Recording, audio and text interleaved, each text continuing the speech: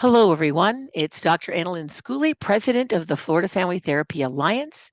It is my pleasure on this 30th of April, 2026, to introduce to you someone you probably have seen many times. Certainly his videos are present on our YouTube channel. Dr. Richard Long, longtime member of AAMFT and FAMFT and FFTA and all the rest of it. Richard is our telemental health specialist, but today he is talking about AI and MFTs from multiple perspectives. And we very much appreciate you being here today, Richard. Thank you for bringing this content to us. Well, thank you for welcoming me. And I think one of the things for us to, sort of consider is that we are survivors as providers of mental health. Somehow or other, we got through online therapy and figured out how to do that, moved through that whole sort of telemental health approach fairly successful. We made it through COVID and survived COVID. And now we're being asked to take a look at artificial intelligence and see whether or not we can handle that particular kind of technology. So, overall, I think the attitude is we will conquer AI, but let's make sure we know what it is we're conquering before we get into that. My sense is that some of you have been working today, and your head is probably into, thinking a little bit about dinner and some other kind of plans. So if you would just sort of take a minute or two to get yourself grounded. Let's make sure that everybody is sort of aware of, all that sensory kind of stuff. What are you hearing? Are you hearing a dog bark? Are you hearing my voice, and is it nice and clear? If it isn't, what do you need to do to kind of work that stuff out? What are you tasting? In my case, for example, I just had a date, so I've got a sweet in my mouth. Just sort of pay attention to all of that. Pay attention to the touch a little bit. How's your chair? Is it a comfortable chair? Are you ready for 3 hours of of continuing it, or are you kind of sitting there going, I need to adjust the chair? Well, if you need to adjust the chair right now. Make yourself comfortable. And then finally, pay attention to your breathing. Oftentimes, I think we sometimes overlook the fact that we need to do a little breathing once in a while so that our brain cells are working and engaged. Speaking of engaging brain cells, I want you to do me a favor. If you currently are using AI, that is, you're on some platform, you're good to go. Okay, if you're not using a platform, here's what I want you to do. I want you to basically load Claude. If you don't know who Claude is, go Claude. Just go into Google, put the word Claude in. Particularly those of you last name beginning with A through I. For those of you whose last name is sort of J through Q, I want you to load Gemini. Load Gemini, Gemini. And then finally, final group, those of you who are last name R through Z, I want you to load something called Chat GPT. And in about 20, 30 minutes, you'll get a sense of why I'm asking you to do that. But if you would, please, and I don't want to get into the instruction on how to do this because some of you are on PCs, some of you are on Macs. The way in which you're going to do this is going to be different. But I simply want you to, if you don't have one of those platforms on some device, take a minute or two and see if you can set yourself up. Those of you who are already on a device, good. We'll move on to talk about where we're going to go with the presentation. But let me do it again. So if your last name A through I want you to load something called Claude, C-L-A-U-D-E. Last name J through Q, Gemini, G-E-M-I-N-I. Last name R through Z, load Chat GPT.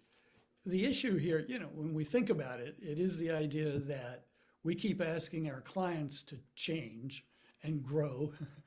And then when the shoe fits, goes on our foot, we kind of go, I don't know that I want to learn this. In fact, I was at a webinar seminar last week, and there were some mature senior MFTs in front of me who were basically wiping their brow and saying, thank you, I'm glad I don't have to learn this. But you obviously are curious and interested, so you're interested in doing that.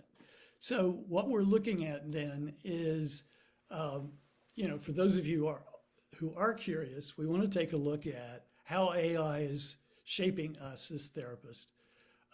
Talk a little bit about how clients are using it and how can we work with them to help them achieve the changes that they're trying to achieve.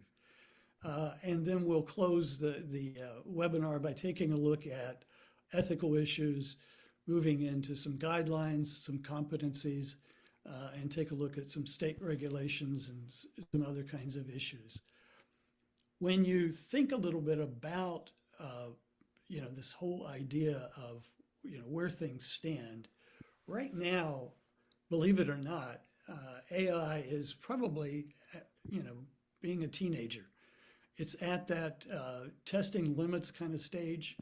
It's rebelling against control like crazy, authority, and it's basically in that position where it's itching to make healthcare look in its image, and it has very little or interest in us shaping the way it works.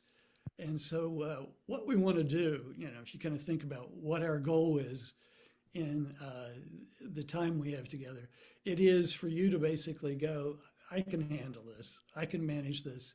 I can use my judgment to manage AI. Because as a systemic therapist, I recognize that AI affects us in the work, but we also affect AI and the work that it does, which is really an integration issue, and we'll be taking a look at it. So as you think about it, I think the issue becomes, are we driving AI or is AI driving us?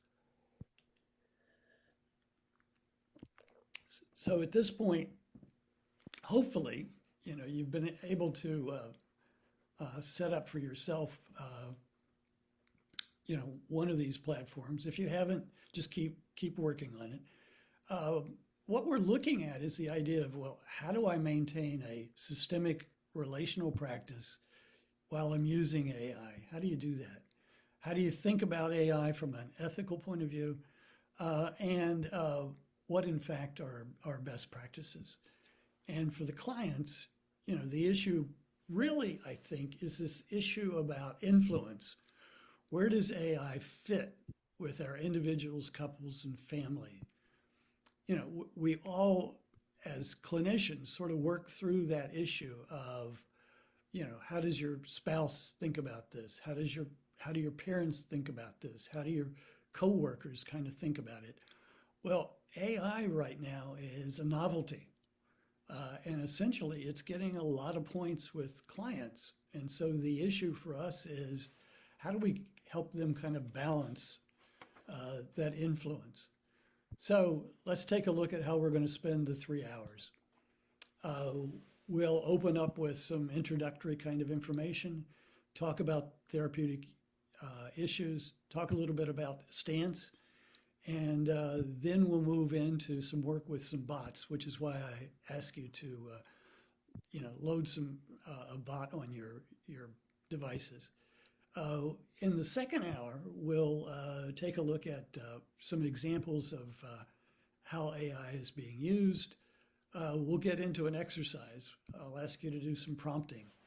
We'll get into the idea of risk and benefits. And then in the third hour, we'll move into broader issues having to do with legislation, having to do with best practices, things like informed consent, assessment, treatment planning, the therapeutic relationship itself, and termination.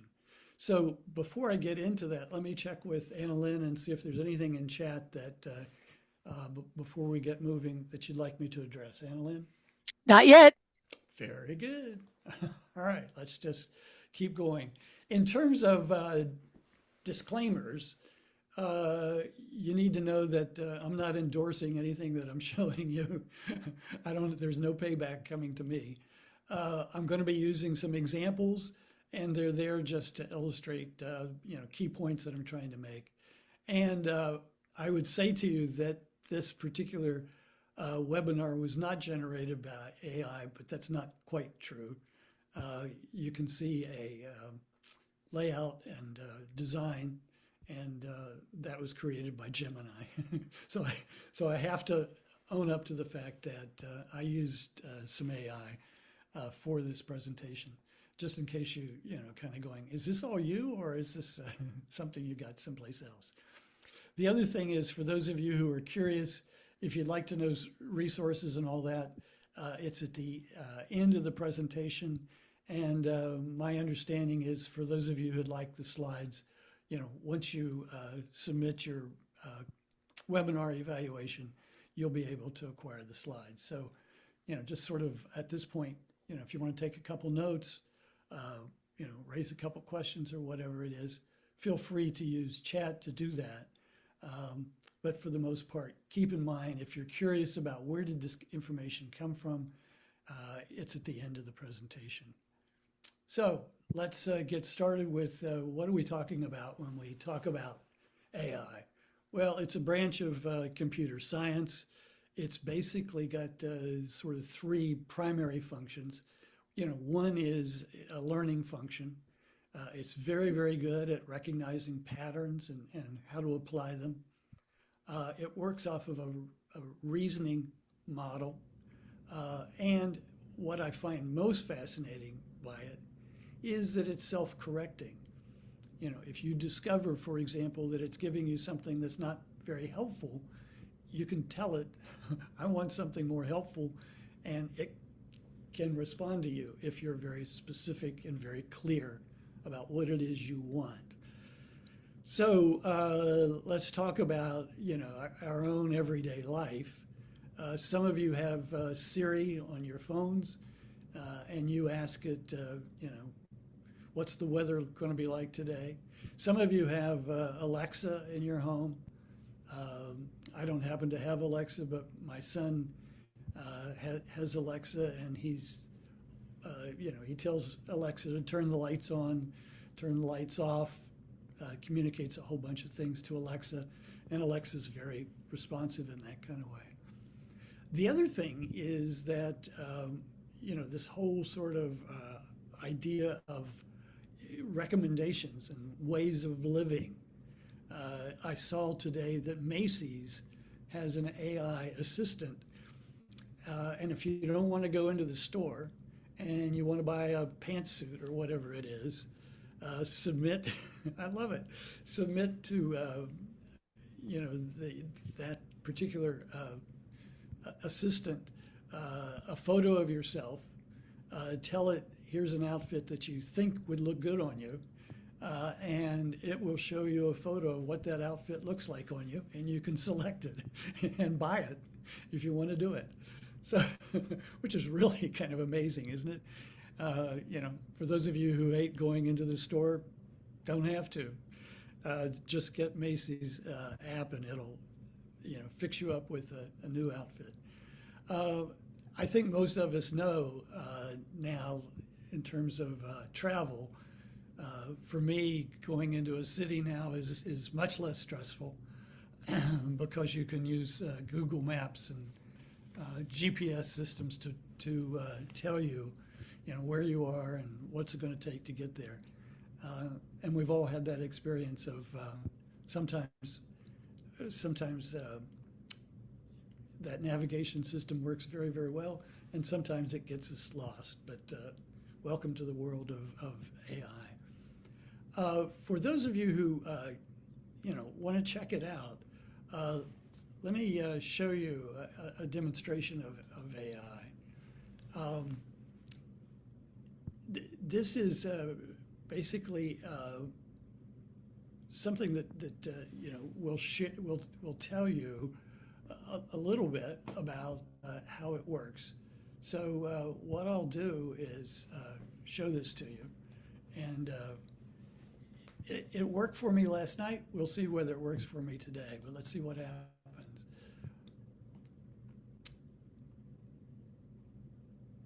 Okay, it's very nice. It's loading. It says to me it's going to try to preview. I'm going to talk to Miles. Hey, Hey, shaking.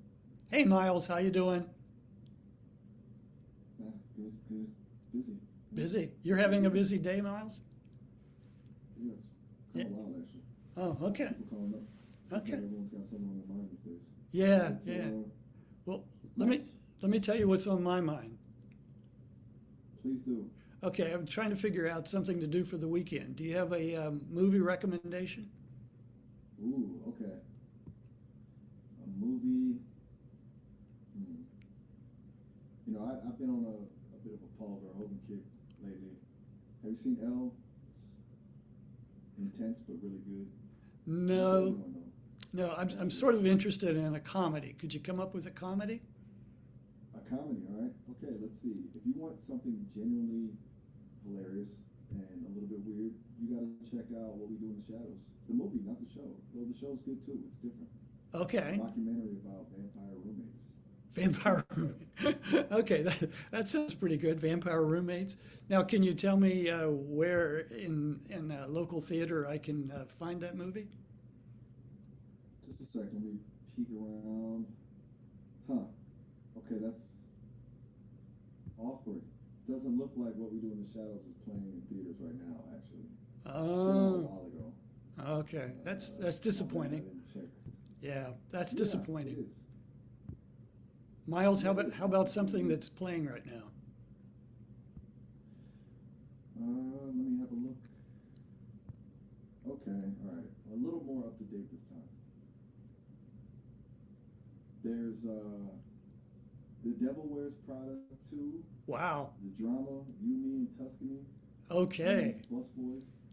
that sounds It's a great. mixed bag, huh? Okay, that you're tracking really well. Now tell me where can I find that in where I live? Just pulling that up now. Okay, so it looks like all four of those are pretty widely available. The Devil Wears Prada 2, You, Me, and Tuscany are at AMC. The drama's at AMC, Harkins Regal. The Bus Boys is at Harkins in a place called the Lot San Ramon. Does any of that sound convenient for you? It does. Hey, listen, thank you very much, Miles. Great recommendations, and look forward to talking to you again later. Oh, all right. Have a good one. Okay, you do the same, Miles. Okay, that was creepily human.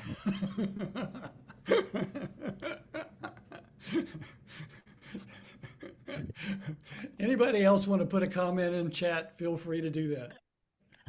I've done Copilot, and the voice that came up was kind of similar, but with more animation. Miles Okay. wasn't very animated. Okay. Anybody else have a reaction? The fumfering around, all of that stuff was creepily human.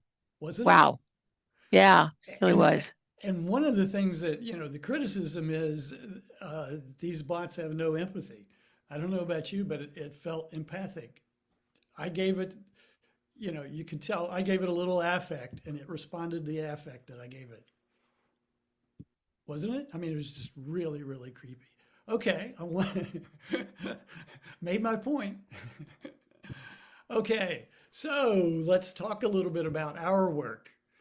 And it is essentially the idea that, a workforce study says that about 52% of us are using AI tools in our practice.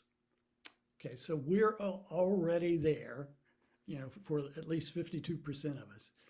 And the idea is that 85% of us are saying that in the next 5 years, we're going to be there. Okay? So for those of you who are attending today's webinar, congratulations. You're leading edge when it comes to taking a look at the issues that we need to be dealing with. So how are we using it? Well, we're using it to do note-taking. In the practice that I'm in, we use something called auto notes. It has a business associate agreement. Some of you may be using Simple Practice. Some of you may be using TheraPro. All those have business associate credentials. And each of those note-taking, have similarities and differences. Some of them are quite comprehensive. Some of them are highly selective. But if you haven't checked them out and explored them, some of them cost more than others, et cetera, et cetera. Some of them are required in particular agencies. Some of them are viewed positively and negatively by insurance companies. But if you, haven't explored them, there we go. The second is that AIs can be used to do assessment. We'll talk a little bit in a minute or two about addiction, but any instrument that you can kind of think of is being developed for AI.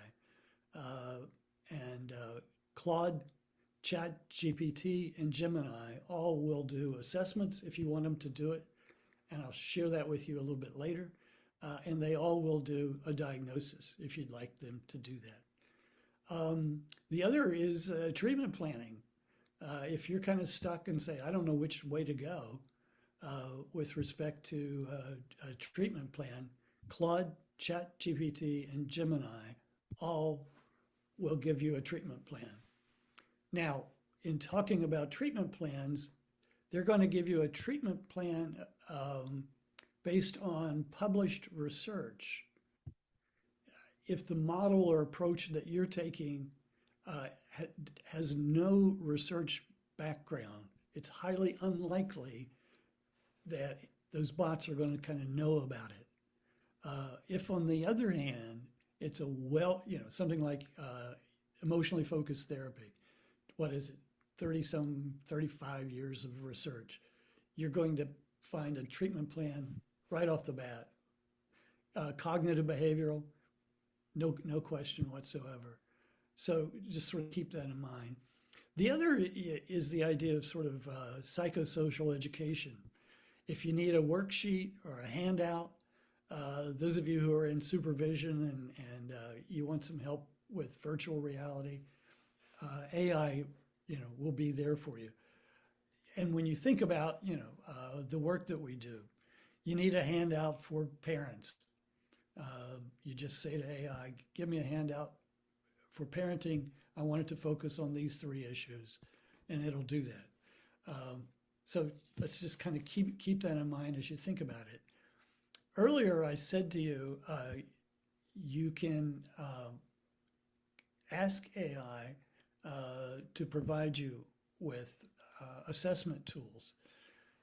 One of the assessment tools that we're very much concerned about when it comes to our work with AI is addiction. And there's a 21-item instrument.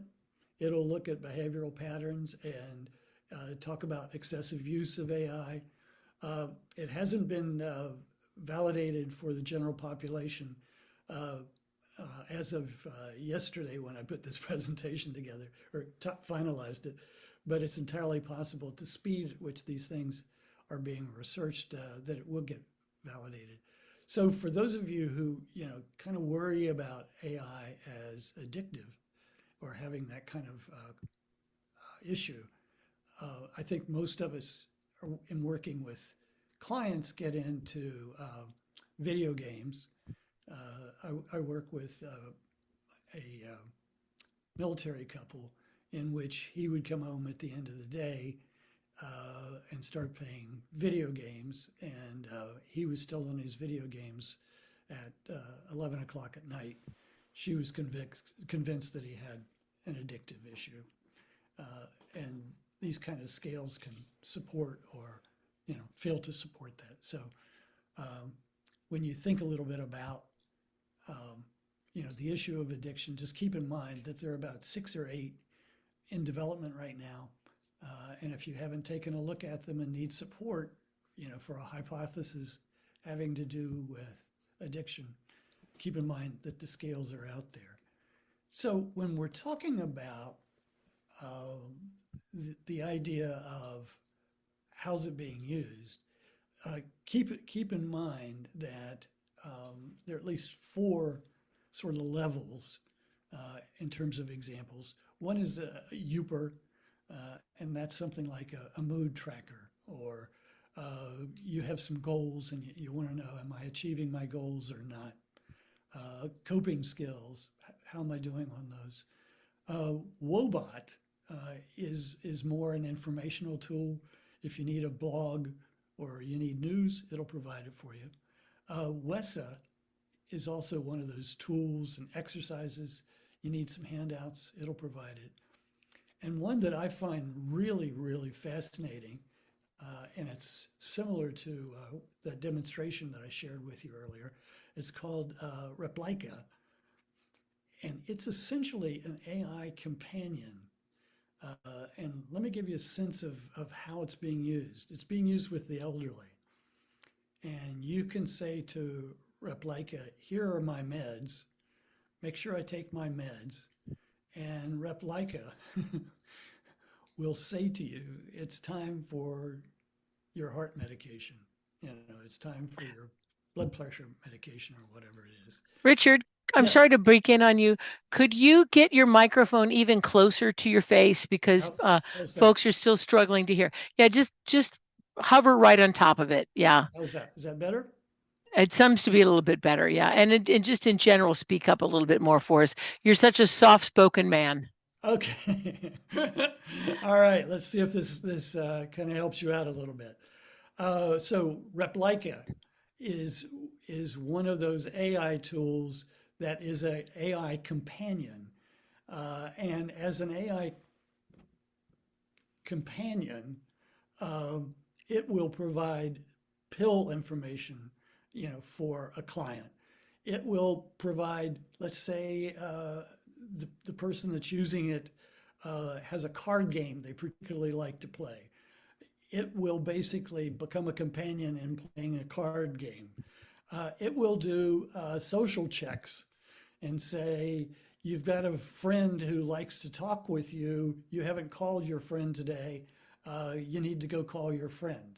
And it'll monitor that for you.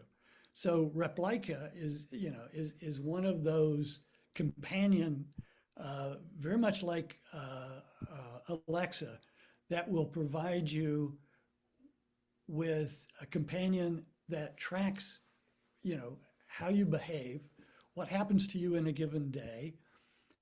It'll monitor something like you took a nap, and if you wanted to only take a nap for an hour, it will wake you up at the end of the hour and say, that's enough of a nap.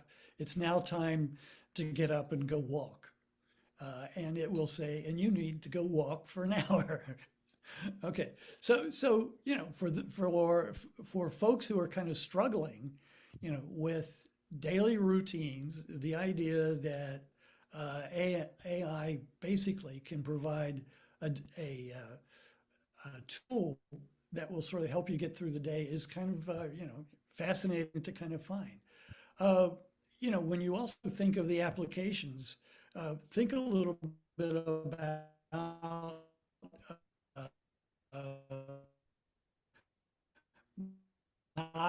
mildly, autistic, LGBT kids who want confidentiality, but they want somebody to kind of normalize for them their fears, their worries, whatever is kind of happening in their lives. Some folks have kind of thought about the idea of using Replika for borderline personality disorders, primarily because it's very validating, it's very affirming. It doesn't do much challenging. It basically, reinforces a lot of what it is you've told that you want reinforced. So let me just check. How's my voice doing now?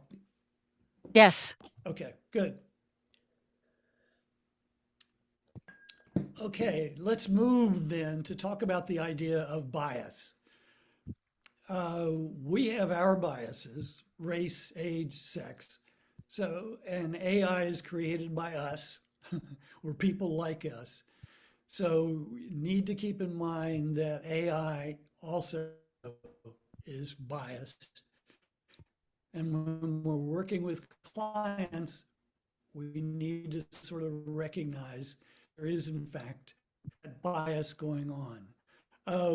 Webinar that AI is an acting out teenager. And here's an example of the courts attempting to get AI under control. We had a 20-year-old woman. She was using Instagram and she was using Google.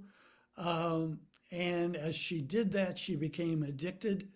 As a result, her anxiety, her depression, and her body dysmorphia increased. A judge looked at that and basically awarded her $375 million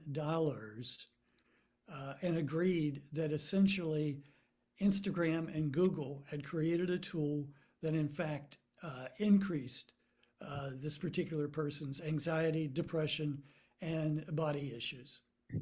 Okay, so the idea of roping AI in and saying you're out of control, we need some boundaries, and we need to kind of recognize some responsibility needs to be here, some accountability needs to be here, and essentially the courts are beginning to kind of think about that in very clear kind of ways because they recognize there's some bias that we need to take a look at.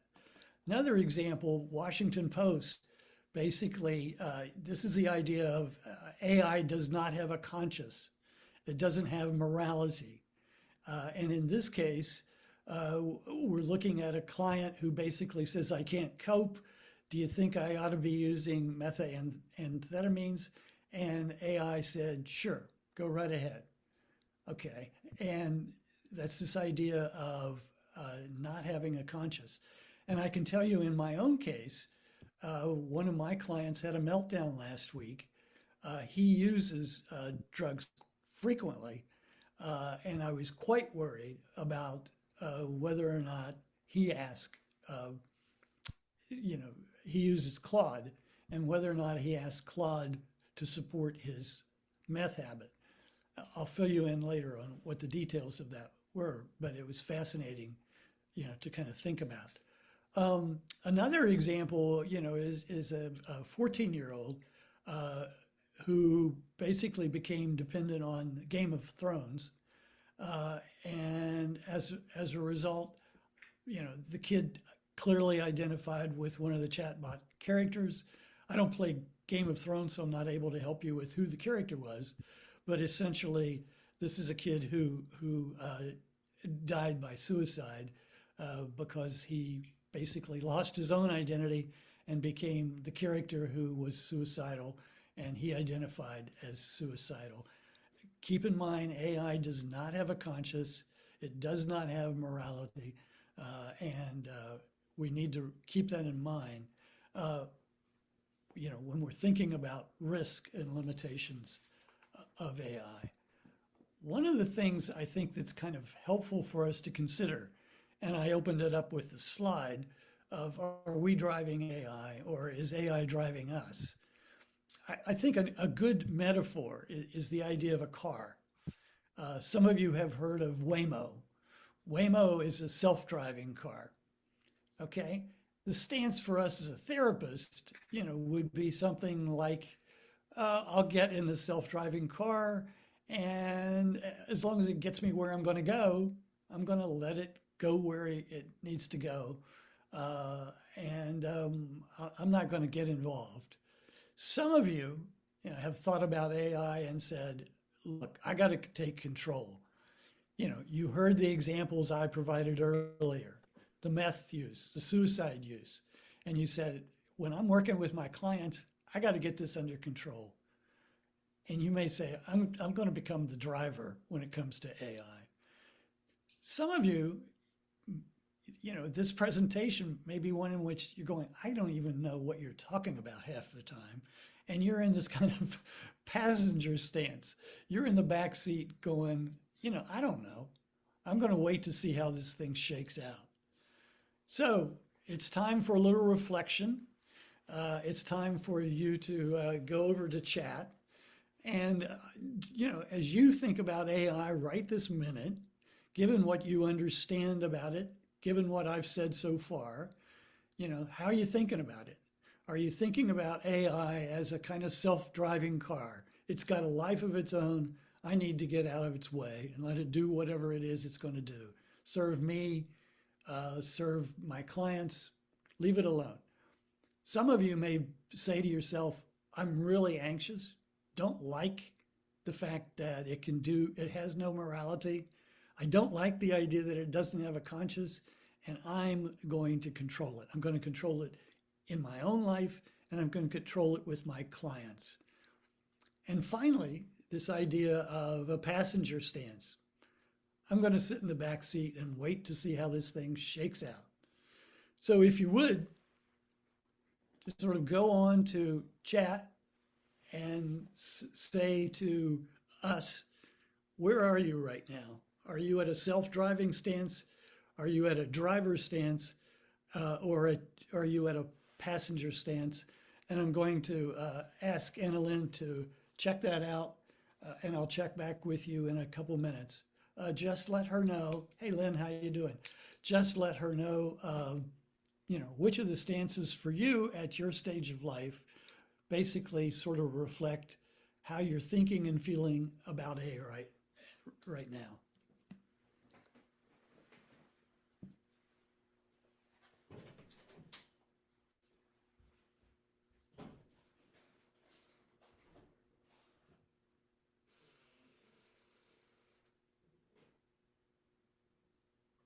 I've got about four out of 11 responses right now.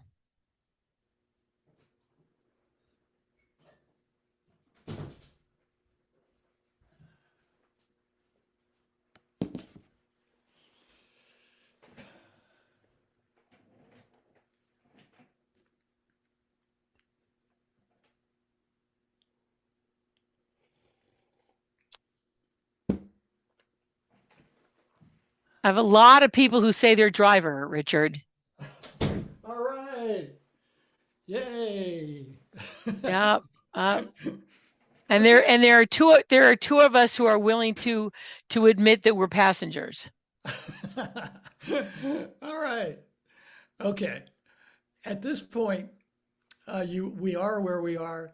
Let's see if this particular webinar moves us in any direction. I'm not going to do a pre-post, but kind of open your mind and think a little bit about what each of these stances might mean and what you might have to do. It does sound like for a number of you, you're in a kind of control mode. You're looking at this saying, I got to do something here. I'm not going to be in a position where I'm going to let AI take over. Well, let's talk about what takeover means. Number one, it means that when you're working with AI, you and your clients need to basically be thinking a little bit about risk and benefits. The other thing is, need to begin thinking about the idea that AI is pretty cocky. It views the world in black-white kind of ways. It's not very good at continuum. It's not very good at spectrum. It's very good at black-white. There is a right, there is a wrong, and AI will be, those are bad terms to use the word wrong because I said consciousness, but anyway, it is the idea that it's very, very confident. It doesn't do nuance well. So when it gives you a piece of advice, it doesn't do pro cons very well unless you direct it. For the most part, it's going to tell you do X rather than Y. For a lot of AI, basically, it moves into this idea of overgeneralizing. It makes these sort of broad statements about how things ought to happen. And if we're going to control that, we have to go, wait a minute. We didn't ask for this population. We didn't ask for this age, we didn't provide adequate demographics, and therefore all it can do is generalize. And then there's the issue of ethics and thinking a little bit about ethics in a specific kind of way, MFT ethics, but also kind of thinking about morality and broader ethical concerns, and how does it consider those. The other issue when we're in this position, particularly those of you who are supervisors, is if you're asking AI for a diagnosis, the question is, does it match or align with client presentation, or does it not? And then the idea of, if we ask it for some kind of treatment protocol, does it align with whatever we're considering presenting issues, concerns, problems that we see AI using?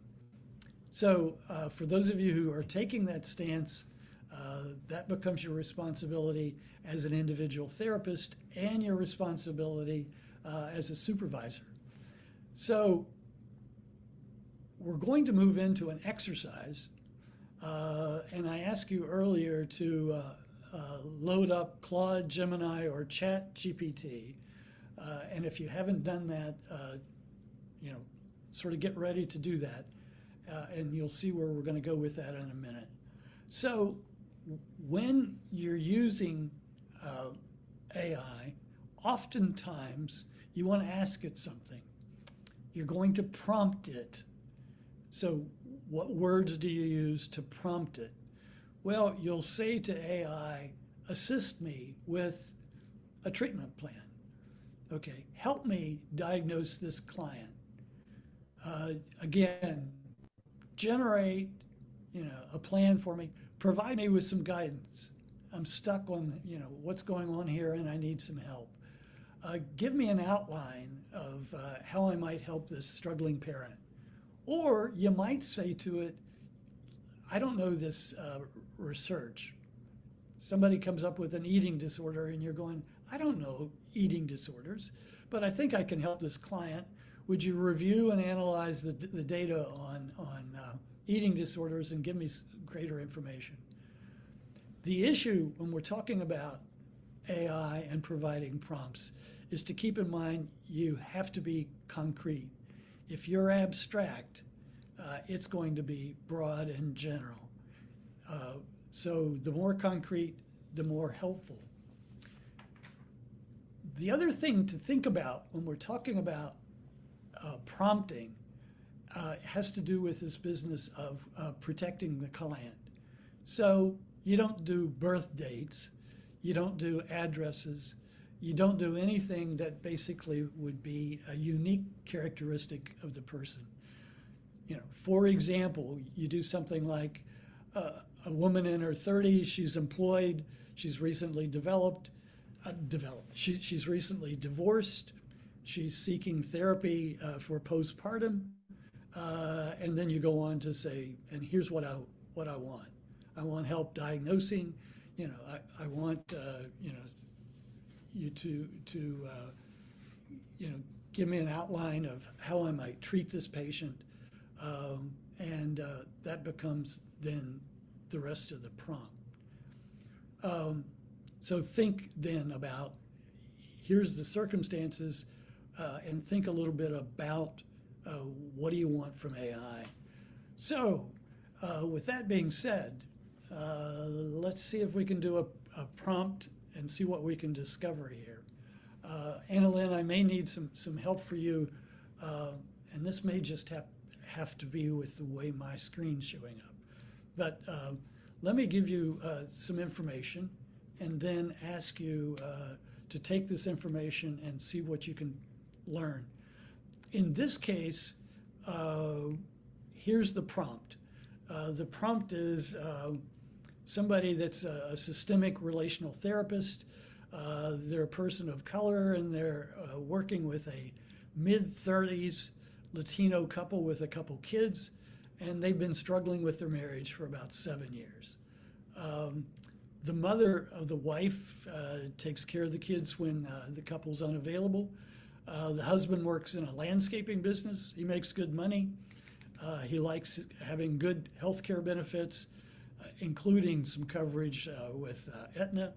The wife cleans houses for a living. She doesn't have health coverage. And when I'm working with them in session, they basically don't talk. They talk to the therapist, but they don't talk to each other. He basically says, I'm here because I want more sex. She says she's too tired to have sex. After about session 3, she messages me, the therapist, and says she's having an affair with her boss. I used an adjustment disorder for the claim. Aetna bounced it back. I need a diagnosis that will get this claim paid for, and I need a treatment plan, and I want that in some bullet points. So here's what I'd like you to do, and whether you need to do a screenshot, whether you need to take key notes, I'm not exactly sure what you're going to need to do. Richard, what you could do is if you were to copy that and paste it into chat, then everybody could actually copy it out of chat and stick it into their AI, their selected AI platform. All right, let me see. Yeah.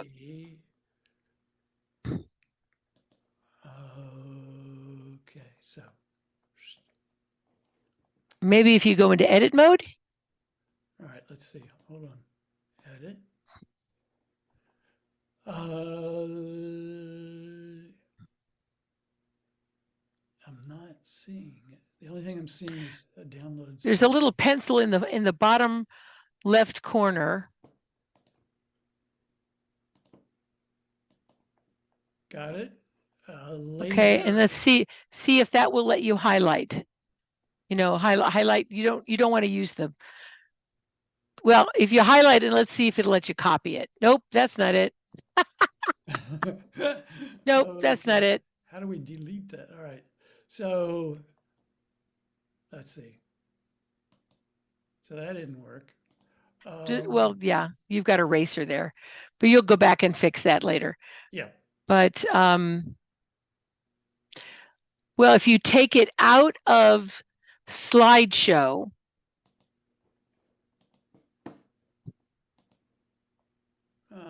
let's see. Actually, can you do it from your end? Well, I'm messing around with it right now to see if I can. All right. And while Anna Lynn is trying to capture this, for those of you who haven't selected a platform, get yourself on Claude, Gemini, or Chat GPT, if you would, please.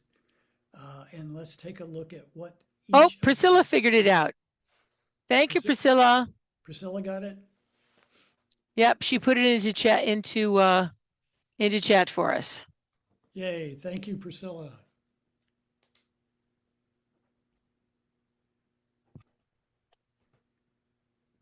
Okay, so does everybody have it?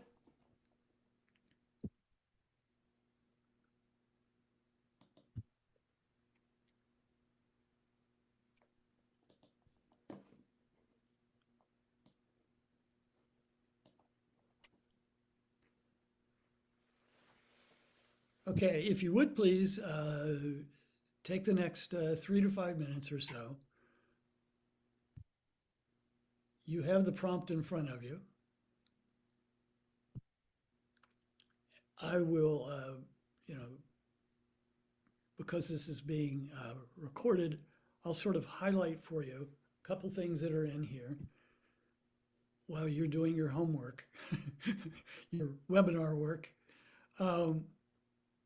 One of the things is I'm providing for AI my orientation. I use the word relational, I use the word systemic. That's important for AI to kind of know. It wants to know, what kind of orientation you have. The other thing that is in that prompt is some demographics. I gave some age. I explained that the couple was Latino, husband, wife. That's important. I created some kind of context, couples work with children. And I also describe something that happened outside the context of therapy, this messaging business. And that's important for AI to know what that information was. And then finally, I was pretty clear. I was having an insurance issue, and I said, I need a diagnosis and I'd like to have a treatment plan. So, I was pretty clear. And I said, put that in some bullet points. I don't want a 15-page document.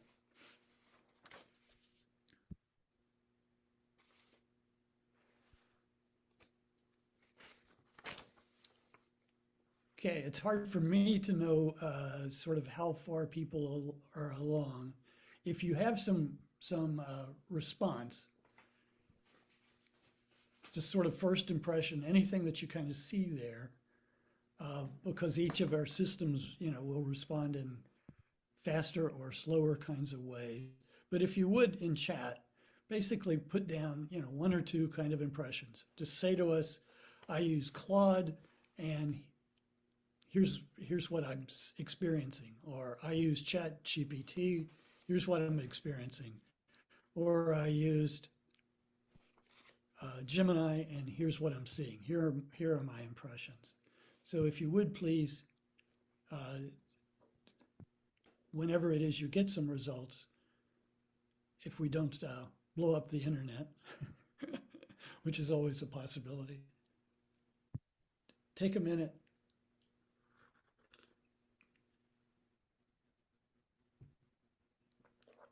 Take a minute to give us a first impression of what it is you see.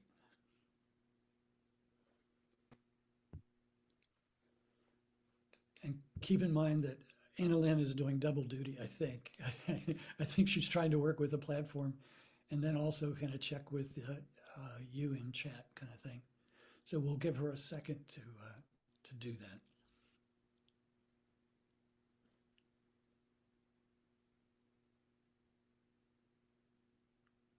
Interesting. So Robin got a bunch of different diagnoses, and that's what I got also from ChatGPT. But I find it fascinating that Claude gave Lynn ways to appeal to Aetna. Oh, okay. Isn't that cool? Okay. That's very cool. Okay. Let's get a couple more of these. Yeah, a couple more of these coming in. Let's see what else you're discovering. Yeah.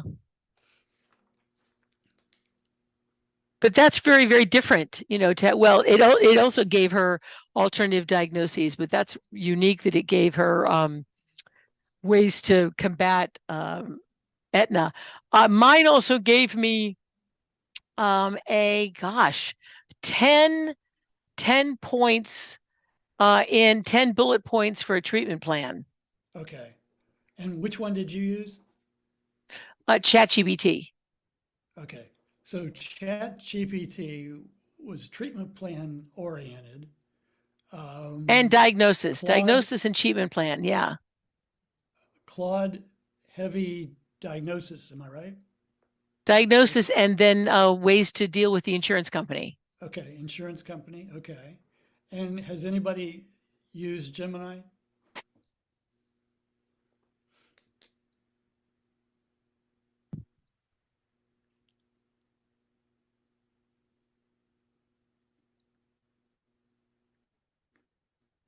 It would be interesting to see what the third one did, because it's interesting that the two had such different in some ways some different orientations. Yeah.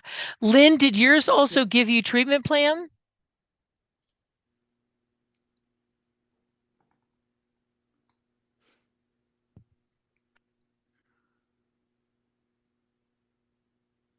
go ahead and speak, Lynn. You can come off mute, Lynn.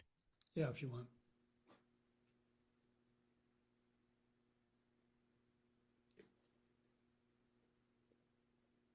Oh, looks like she left. I think she had a client. Yeah. Okay. Oh, okay. Here we go. Robin, sources. It gave sources. That's interesting. Now, Robin, was that with Gemini? No, No, I think that's chat. Chat Chat. GPT. Yeah. Now that's interesting because I was also in Chat GPT and it did not give me sources. Okay. Isn't that fascinating? That is interesting. Okay, do we have anybody on Gemini? I don't know. Okay. Tommy, did you go to Gemini? Oh, Andrea went into Claude and got ethical concerns. And then she said she also went into Copilot and it did not mention ethical concerns. So See, Andrea gets extra points. She used two different sources. I think Copilot is also Gemini, from what I understand. Oh, okay. Yeah. Say that Okay. again. What came out of Gemini? Came out. Claude pointed out ethical concerns, Right. And then but Copilot did not. Copilot did not mention ethical concerns. What did it mention, Andrea? What it didn't. So what did it mention? The Copilot. So it pretty much provided the same information as far as like goals and diagnoses. But like Uh-huh. the very first thing that Claude pointed out, it was like a warning, like ethical and clinical considerations first, which yeah. is kind of a good thing because you wouldn't even, you know, just going off of Copilot itself, you wouldn't think like, wait a minute. So I thought that was interesting. Yeah, isn't that fascinating? Okay. Okay. You guys can continue to, submit, whatever you're kind of discovering about that. Let me see. Hold on here. Why isn't it? Annalyn, I lost control of my. Yeah, I unclicked it, so I'm hoping that it's that you've got. Maybe you can move on it now. Hello.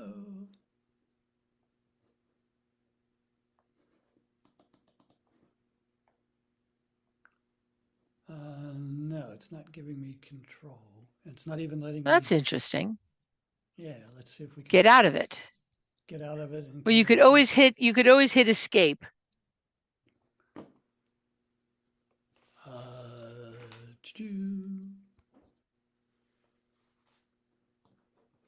Isn't it fun that there we go. We have all this fancy Okay, technology, and then the simpler ones, the simpler Exactly. ones still are a challenge. Yes. Yeah. Okay. Let me share with you what Claude told me, which is which is a little different than what Claude told you. But Claude got into this whole business of the wife basically providing information to me outside the context of the couple's work. And Claude basically slapped my hands and said, you need to do something with that. Are you going to introduce that information in the couple's work? What are you going to do in terms of talking to her about sharing that information with her husband? Raised the question of ethics. Can you continue to use treatment? And Claude said, take a look at standard 1.3 regarding holding secrets. So fascinating, when we were talking earlier about Claude having no conscious, Claude may not have conscious, but our ethical standards are in Claude. I mean, does everybody, I hope that's clear when I'm saying that. Does everybody kind of understand what I mean? It is the idea of Claude is informed about our ethical standards and is able to apply ethical standards to a given kind of a case. Claude also gave, a couple diagnosis options that I could use something like relationship distress with mixed emotion and conduct, and gave me that alternative. I did get some praise, thank goodness, from Claude. Claude says my therapeutic orientation, meaning when I used the word systemic or relational, that was a good thing to tell Claude. It needed to know that as opposed to cognitive behavioral or some other kind of orientation. Claude also liked the fact that I provided some demographics. And keep in mind when we're talking demographics, you're right on the line of confidentiality, but you noticed I used a 20-year-old. I didn't say born in such and such a year or whatever it is. It also liked the fact that I created a systemic context, doing some couples work. It liked the fact that I also indicated, what my issue was, which was in this case insurance, and it liked the fact that I was pretty clear on what it is I wanted to be accomplished. That is, I said, I'm trying to resolve an insurance issue. I got it kicked back. Would you kind of help me? If you have any additional sort of thoughts, be sure to put those on chat so that Annalyn has those, and we'll talk about those. What I was trying to do in this was, one, share with you, the idea of prompting. If we're going to be drivers, we need to be good prompters. And in a sense, I'm hoping you get a sense of what does it mean to be a good prompter. Despite the fact that I thought I understood prompting pretty well, you see what happened in each of those platforms with respect to their understanding of my prompt. The other thing is, in terms of emerging technology, is that each of these platforms is learning. It's learning from us. And as we give it prompts, it begins to kind of understand who we are, what it is we want from it, and fine-tune its own value to us as clinicians, supervisors, and folks who are in this position of trying to work with their clients. Anybody, Annalyn, anything else that was there in terms of? No, sir. Okay, very good. Nothing new in chat.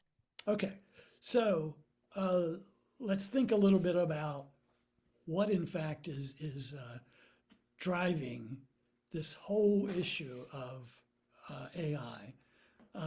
One is AI, for the most part, is providing 24/7 access. The client gets up at 3 o'clock in the morning, they can use it. We get up at 3 o'clock in the morning, we can use it. There is also on AI this idea of a perceived safety of sharing or disclosure. It believes that somehow or other AI is not going to go tell family, friends, and other members. And remember, I said perceived. AI is also seen as non-judgmental, and for a number of us working with our clients, shame, is one of the things we work with a lot, and AI is seen as basically, neutral, Switzerland when it comes to that. The other thing is that AI is seen as responsive. Remember that demonstration I gave you at the beginning of our webinar? It feels personal. It feels like it's validating. It feels like it's confirming. And a number of our clients come to us really wanting a whole lot of validation and a whole lot of confirmation. Tell me I'm right. Tell me my worldview is a correct worldview. And AI is wonderful at doing that. The other thing that AI does very, very well, and this one, is kind of weird, I think, a little bit. It is seen as empathic. It's seen as very, very human. In fact, there's a piece of research that says clients prefer AI when it comes to empathy. What's that all about? I wonder whether some of that's also just simply about novelty. Uh, in fact, I pushed on that a little bit and found that 52 studies basically that were published between 1980 and 2019 said there is no definition of empathy. So despite the fact that we teach it, we talk a lot about it, we want to be seen as empathic, nobody knows what empathy really is, which is a little scary for us. But it is one of those things in which when you talk to people about their criticism, they go, AI can't possibly be empathic, but look at this. Client says, yes, it is. And humans, you don't even know what empathy is. So there's a whole sort of way of thinking about this that we need to back up and think through again. The other issue is that when we're talking about AI, we need to keep in mind this idea of consciousness, and that AI has no consciousnness. Now, when I say that, it has memory, but it does not have consciousness. Going back to the examples I provided earlier in the program, suicide, self-harm, harm to others, AI does not have a way of thinking about those issues. Okay, so if you say to AI, I'm going to do something harmful, if I'm going to do something harmful to somebody else, AI does not have a way of saying, don't do that. Because AI doesn't know whether that's good or bad. Hope I'm making some sense on that. But this idea of driverless car or passenger, hopefully for those of you who find yourself in that camp, you kind of go, oops, maybe I need to consider that at a deeper kind of level. Annalyn, I was wondering whether now might be, I'm going to move into client uses of AI, and I wondered whether it might be a good time for a break. Do you suppose we could do 5? Would that work or not? I think we definitely could do 5. Yes. Okay. All right, So, everyone. See you back in 5 minutes. See you in 5, and we'll talk about client use. Thank you. And we're back. Well, welcome back. What I wanted to do, let's come back to that discussion a little bit of each of the platforms. What is beginning to kind of happen, and I think it was Andrea who raised it a little bit. When you think a little bit about why use one platform over another, we're beginning to kind of tease that out. And some of that teasing out has to do with who among us is using each platform. I can tell you, for example, my clients 6 months ago were using ChatGPT. They are now using Claude. They've stopped using ChatGPT. Okay, and that whole sort of Copilot Gemini group, from my experience working with my clients, hasn't settled out. So I think what's beginning to kind of happen is we are in effect shaping, remember I said earlier, affecting and affected by. We are in effect shaping some of these bots by virtue of which ones we're using to do what. So we need to, this is kind of like this is a dynamic kind of activity that's going on here. And, when you think about it, we know where this is going to go. Remember the days of TV. Most of you are too young to know, but there would be 3 or 4 networks. Okay, and then we moved to cable, and we had 100 channels. Okay, well, that's also what's going to be happening with AI. It's the sort of medical AI, it's the legal AI, is it going to be a mental health AI? Probably so.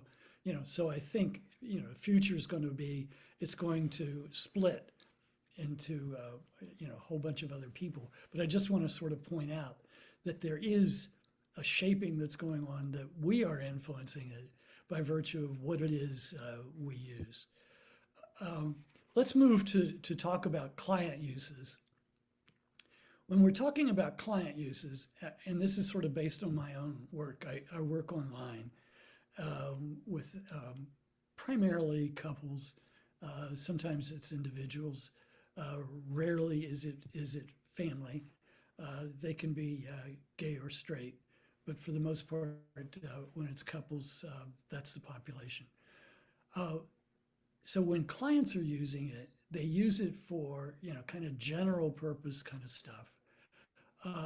They use it in a sort of a wellness sort of way, meaning things like time management, a coaching. I've got a goal setting and I want to monitor the goals, and am I on target or not on target? And then that higher level, which is really this companionship level, the teenager who's perhaps, somewhere on the autistic spectrum, or perhaps a borderline personality disorder person might, find comfort with an AI companion, because the borderline person can't find that companionship in real life and is struggling with that idea of sort of personality disorders a little bit. And then I think I mentioned earlier the companionship one, which I just find absolutely wonderful, and wish that when my parents had reached that stage, they, particularly with my mother, after my father died, wishing a companion had been there, because in my case, I was getting calls at work with my mother, wanting to know, how soon would I be home to check on her or something. So I would love a companion that would have called every hour on the hour and contacted her. I think the other sort of part with the replica one is the kids in remote areas, or anybody in remote areas, could use some socialization and companionship. And some of you may recall the movie Her, in which essentially the actor falls in love with his AI companion.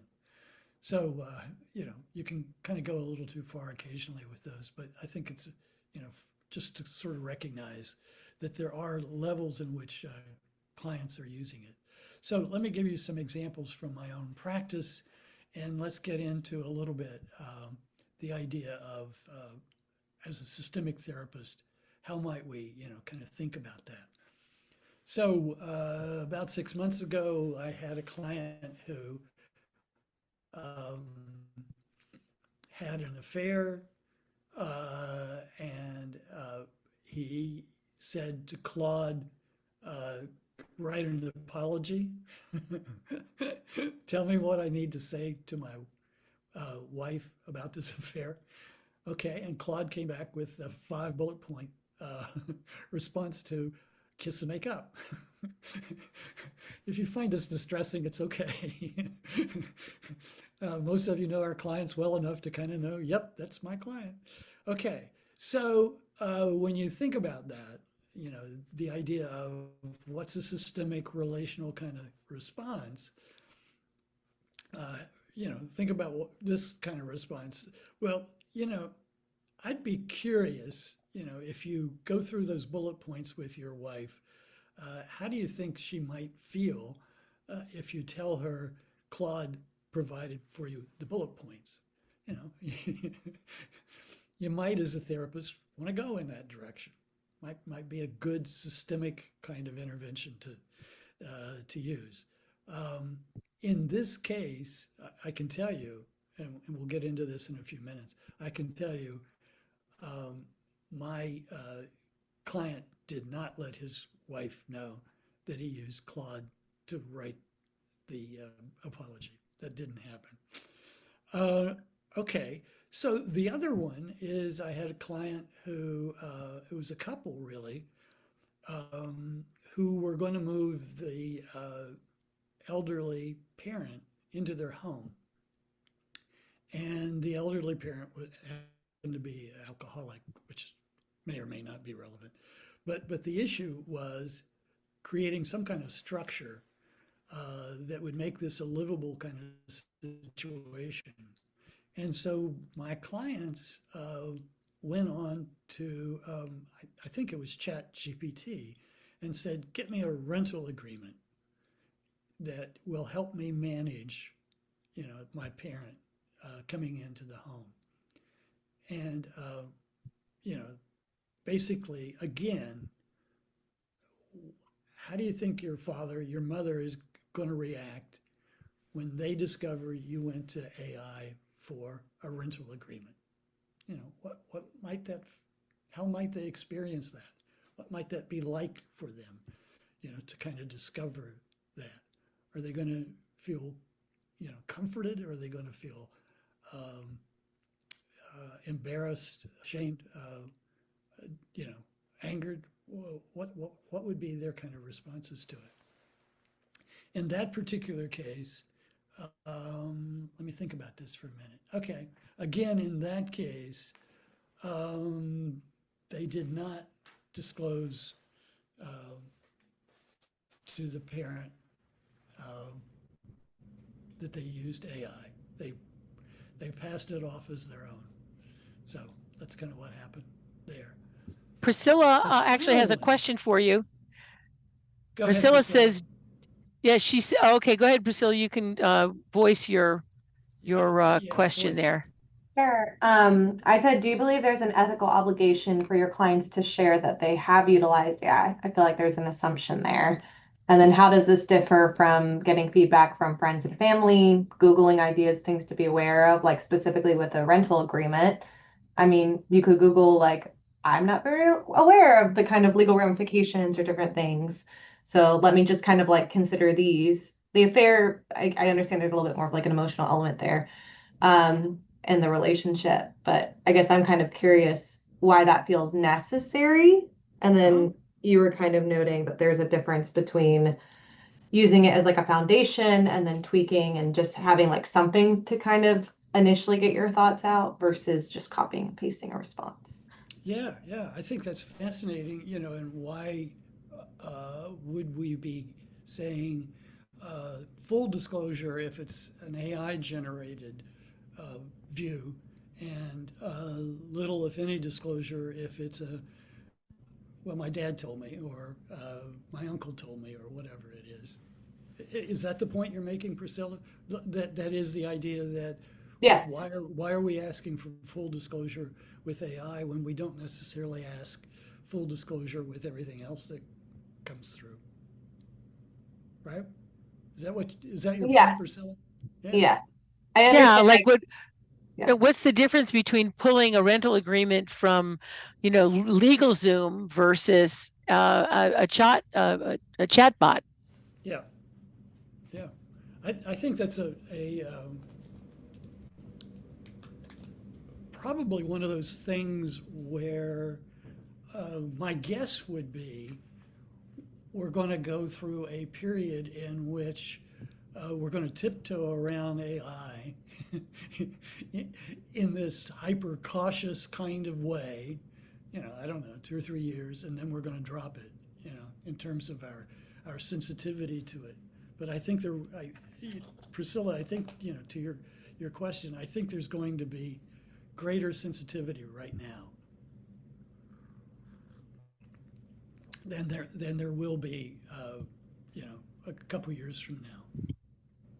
Yeah, I could see that for the apology, for instance, a certain sense of, if you used AI to write it, that it's inauthentic. Yeah. But finding a rental agreement, that's just good research. Yeah. Right? Yeah. And also the level of embarrassment or anger or whatever might be generated from the recipient. It's highly unlikely people are going to get bent out of shape about, like well, of course you went to the library to get a rental agreement. I expected that. That doesn't surprise me. But that one is different from, the other one in which we're talking about the affair kind of thing. One has a high level of, personal impact, and the other one much less. So yeah, good point. Well, and Robin, you make an interesting point that in time, everybody's just going to assume you went to AI. It's not even right. Is that what you're saying, Robin? That pretty much. Well, in my experience with, I guess, hearing my family or some friends, that when something is framed in a very eloquent manner, it's like, I know that so and so did not say that themselves. That was AI generated. Yeah. And that we've just gotten, kind of used to it. It almost goes to like what Annalyn was saying.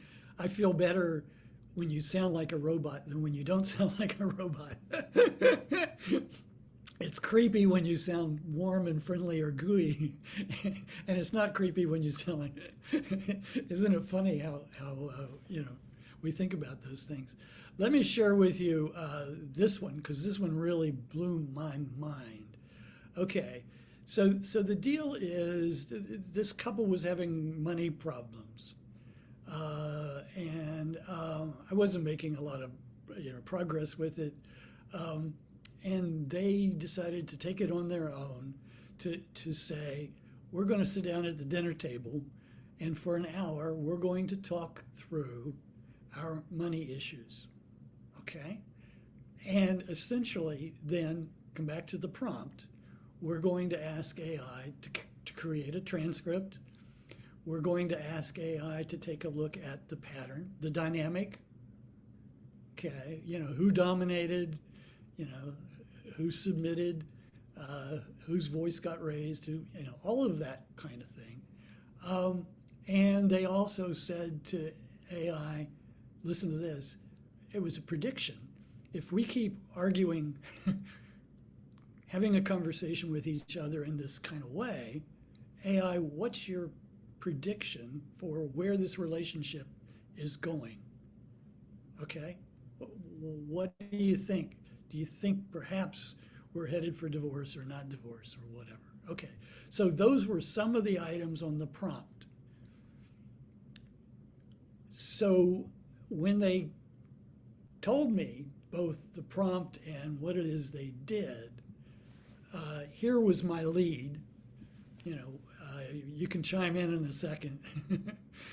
My lead was, well, when you took a look at, I don't remember, Claude, when you took a look at what Claude did, what part of the summary, do the two of you kind of agree with, and what part of the summary do the two of you disagree with, so that we can basically recreate in my therapeutic setting the dynamic that occurred when they talked about money. So the idea of sort of, let's see if I can acknowledge, relational dynamics in an active, experiential kind of way in the room, in the moment. Anybody have any kind of reactions to, one, that sort of client use, and two, your own sense of therapeutic response? Anybody want to chime in?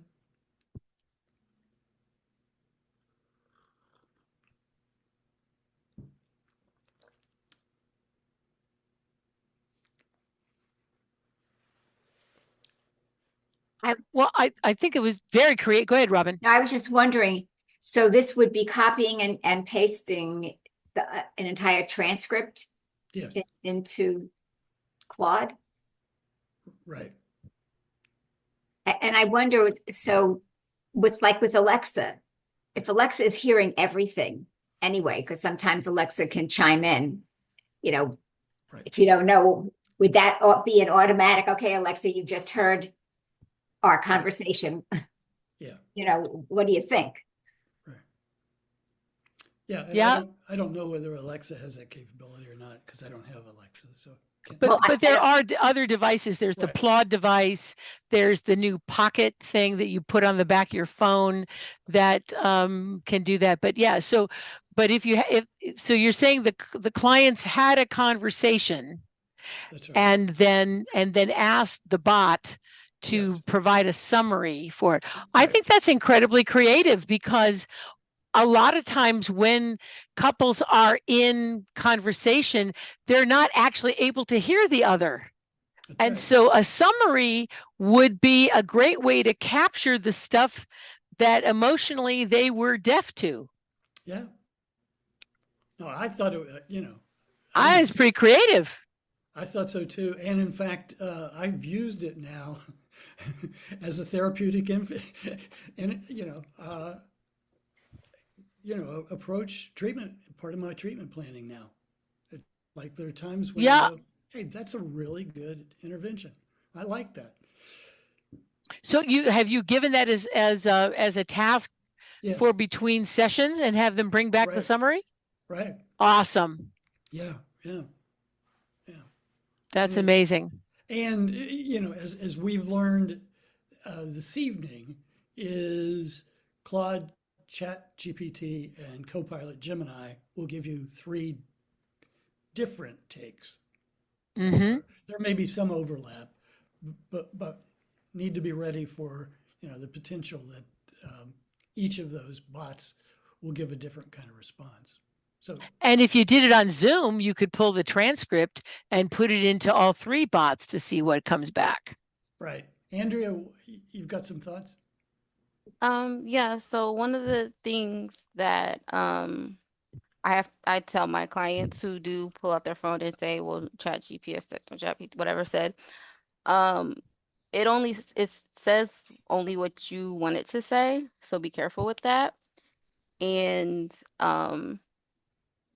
I was listening to a story about a couple arguing, and the girlfriend said that she put in their argument, and then chat whatever the chat bot said that the boyfriend was wrong. So she used that in an argument to say, well, my thing says that you were wrong, but it only says it's your friend. It's like if you go to your best friend and say, let me tell Exactly, you what my exactly. boyfriend did, they're gonna be Yeah, like, oh no, you're right, he's wrong, he's the worst person ever. So if my client was to use that, I would also say, well, put it in like what we like the boyfriend's perspective. So the boyfriend says that you're being right. nagging, you know, what does ChatGPT say about that? And Yep, see what feedback they would have with that because it knows you and it kind of learns you if you use it exactly. enough. And yeah, so Right. So you'd have to give a prompt that says summarize both points of view. mhm. Right, right, right. Yeah, and I have had several of my clients basically ask the bot who's right and who's wrong. Ooh. Yeah, Ariel is saying that that the chat is very self-reinforcing. Ariel, tell us a little bit more about your experience with that. Yeah, I would say I've had less of experience of using it, with couples, but when I see individuals, they'll kind of do what was being said of I'm putting in this conversation and it's told me that you're gaslighting, and it'll be like they're divorced and they're using it against each other and I just find like, it tells people what they want to hear. Yeah, It'll kind of give them what they're looking for a little bit, which even I guess going back to the slides on empathy, right? I think people might think these are more empathetic because they're more affirming of what they say, possibly. And yeah, I don't think it's all the time, but I think you have to be really careful not to just basically kind of whatever they call it, like right when you get it back, it's just the mirror, right? You're just in the yeah, echo chamber. absolutely. That's what I'm trying to say. Yeah, yeah, Yes, yes. Echo absolutely, chamber. Yes. absolutely. Okay, So then so maybe the thing is to get the transcript like Richard and then we put it through the bots and give it back to them. So that that initially that we hopefully are a little less biased in how we do the prompt. well, and also that's the idea of us as drivers as opposed to Yes. passenger. I like that. I think that makes really good sense. Let's talk a little bit about what's working. Um, basically, the research says that Therabot basically is clinically meaningful in terms of symptom reduction of anxiety and depression. Um, a chatbot can demonstrate empathy comparable to or exceeding human clinicians in a systematic review. Little scary. And then in a blind evaluations, clinicians, one of us, rated AI higher than a human in terms of the advice that the human had provided. Okay, so at some level, got to admit, whether we want to put this at a partner level, or make it an adjunct or a support, we have to kind of recognize there's some power in what's happening from AI. Now, in terms of what's not working, and we just talked about it, one is that no AI system has been shown to be, equivalent to human therapy, and we're going to talk about that a little bit more. The second is what we were just talking about. The sort of idea that AI is basically self-reinforcing. If you have a client who needs a lot of validating, a lot of confirming, they don't like challenge, a bot is a really good kind of way to go. In my own caseload, I'm seeing particularly among men who want to avoid, they don't like conflict. And basically the answer for them is, I've got a couple people that are, kind of understand this or have seen it, experienced it. Basically, if you want no conflict, go to AI because it won't it won't call you names. It'll be nice to you for the most part. And so it's not going to be challenging you unless, in fact, you ask it. And it is interesting to me. A couple of weeks ago, I did have a client say, "Would you do something? Would you challenge me?" And it was interesting. This was Claude, and Claude did, in fact, come back with a challenge, which I thought was interesting. And you saw in the prompt I gave you earlier, it came back to me or us with some ethical issues. So, to say it doesn't do challenging, that's not quite accurate. It does challenging. But oftentimes it's going to do challenging best when you ask it to challenge. And that goes a little bit to what Annalyn was talking about, which is we taking the driver's seat when it comes to our clients' work, with AI. There are, again, those emotional attachment issues, the movie Her, dependency, addiction kind of issues, and we've talked about that earlier in this afternoon's discussion. I think the issue of ethical standards, in some ways, I think probably there is the sort of question of confidentiality.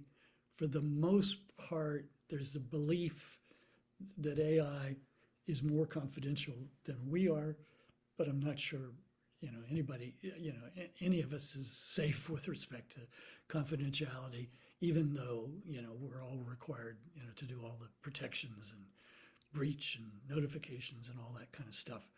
I'm not sure where that stands. What I also think is important is the scope of practice. Remember, I said earlier that AI basically tends to generalize. It doesn't know the difference between a licensed professional counselor, a social worker, a clinical social worker, a marriage and family therapist, a clinical mental health practitioner. It doesn't know. So unless you put a context in, or you put your professional orientation in, it's going to give you general kind of information. And we just sort of need to be aware that that's going to create a problem in which you're not going to recognize it till you go, oops, I should have said I'm a marriage and family therapist. then it can honor or provide greater information with respect to scope of practice than it can without. And then we had the discussion of crisis situations, the meth case, the suicide case, in which it's a little scary to sort of recognize, what happens when it's unleashed and reined in, and what our responsibilities are, to kind of think about our clients that are, somewhere on a continuum with respect to suicide, somewhere on a continuum with respect to drug, alcohol use, et cetera. And so that we have to be mindful of how likely is it, that when they move to AI, where that's going to go. Does anybody have any contribution you would make? A couple of you sound like your clients have been using AI. Anybody want to chime in and talk about a client use?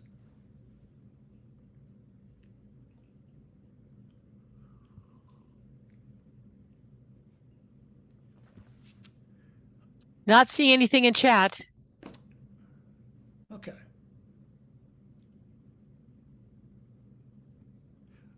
One of the things that I think this does sort of raise, and I'll just ask you to begin thinking about it, and that is, how will therapy in the future be different as a result of AI?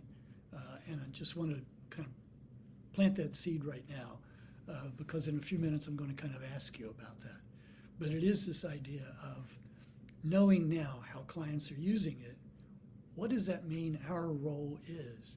If in fact AI can do a whole bunch of empathy stuff, even though we don't even know for sure what empathy is, but if in fact it can do a whole bunch of relatability, and a lot of affirming and validating and et cetera, how does that mean our work will be different, 6 months from now or 1 year from now as a result of bot use by clients? So I just want you to begin to kind of think about that a little bit.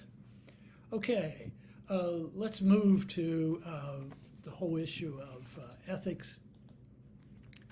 Essentially, what we're working with initially, and this comes from the 2026 Code of Ethics, we're looking at technology-assisted professional services, Standard 6,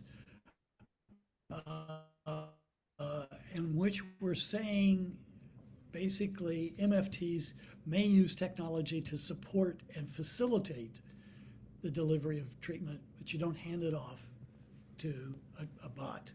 So first issue is a technology appropriate? Who's it appropriate for? And we've already kind of talked about this idea of whatever addictive personality, people on a sort of suicide spectrum or whatever it is, that whole notion of appropriateness and have we tested for that? Have we documented that?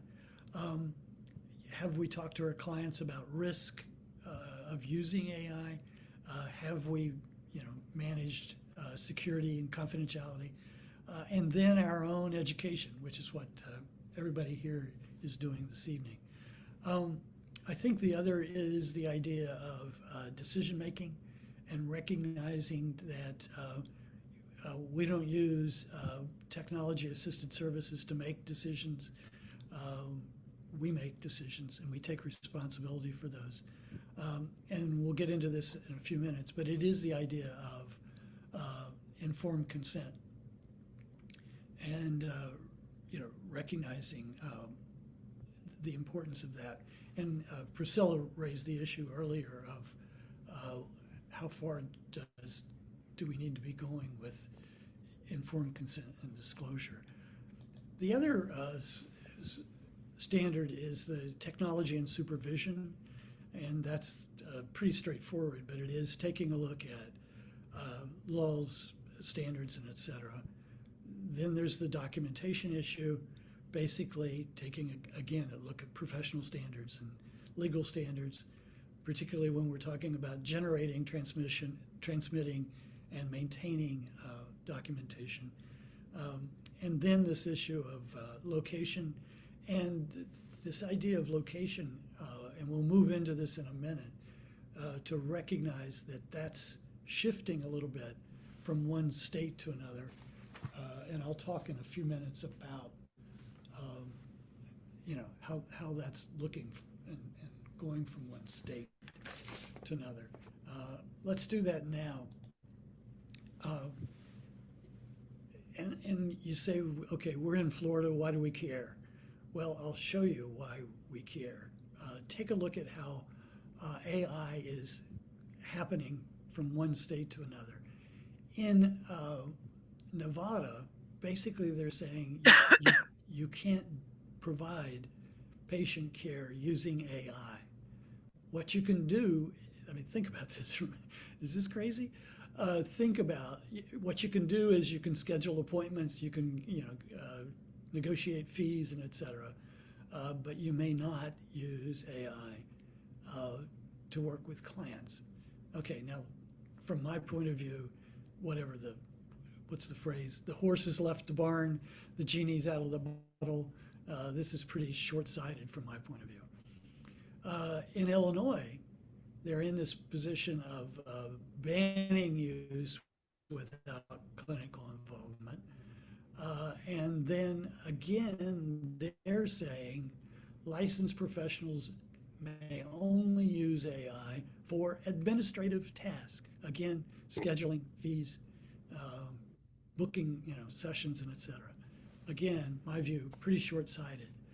Now, watch what's happening here. In the state of New York, they've done a shift. Their shift is to say, if there's an AI product that's being used in the state of New York and it picks up self-harm or harm to others, basically there needs to be a referral to professional mental health services. So they've shifted the ground a little bit, the foundation upon which this work is happening, and said, we're going to take the onus off of, to a certain extent, we're going to take the onus off of the practitioner and we're going to put it on the provider of the AI product. We're going to put it on Claude, ChatGPT, Copilot, and say, look, put in your product a way of detecting self-harm or harm to others. Now, some of you probably are thinking a little bit about how has this been managed historically? And the answer is it was managed historically. Think of the tobacco cases. Okay, and all at once in the tobacco cases, we get the label on a packet of cigarettes that basically said, caution, you could get lung cancer from, using cigarettes. So a lot of AI providers are basically sticking a disclaimer, on their product at the opening. And when you think about these disclaimers, I don't know about you, but the last time I got the Netflix new sign up, it's 15 pages of things that nobody reads. So I don't know how that's going to work in a court situation. I get the idea that states are saying, look, figure out whether or not there's a self-harm or harm to others and do something about it. But I think it's kind of tricky to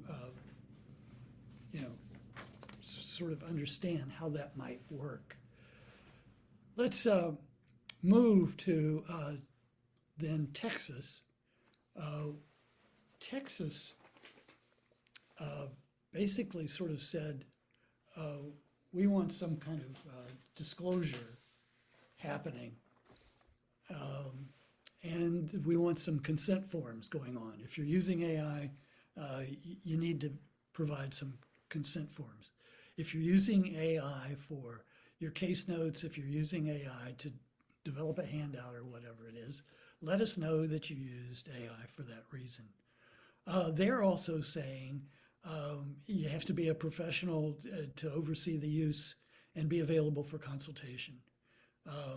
And so that's sort of the approach that Texas has taken.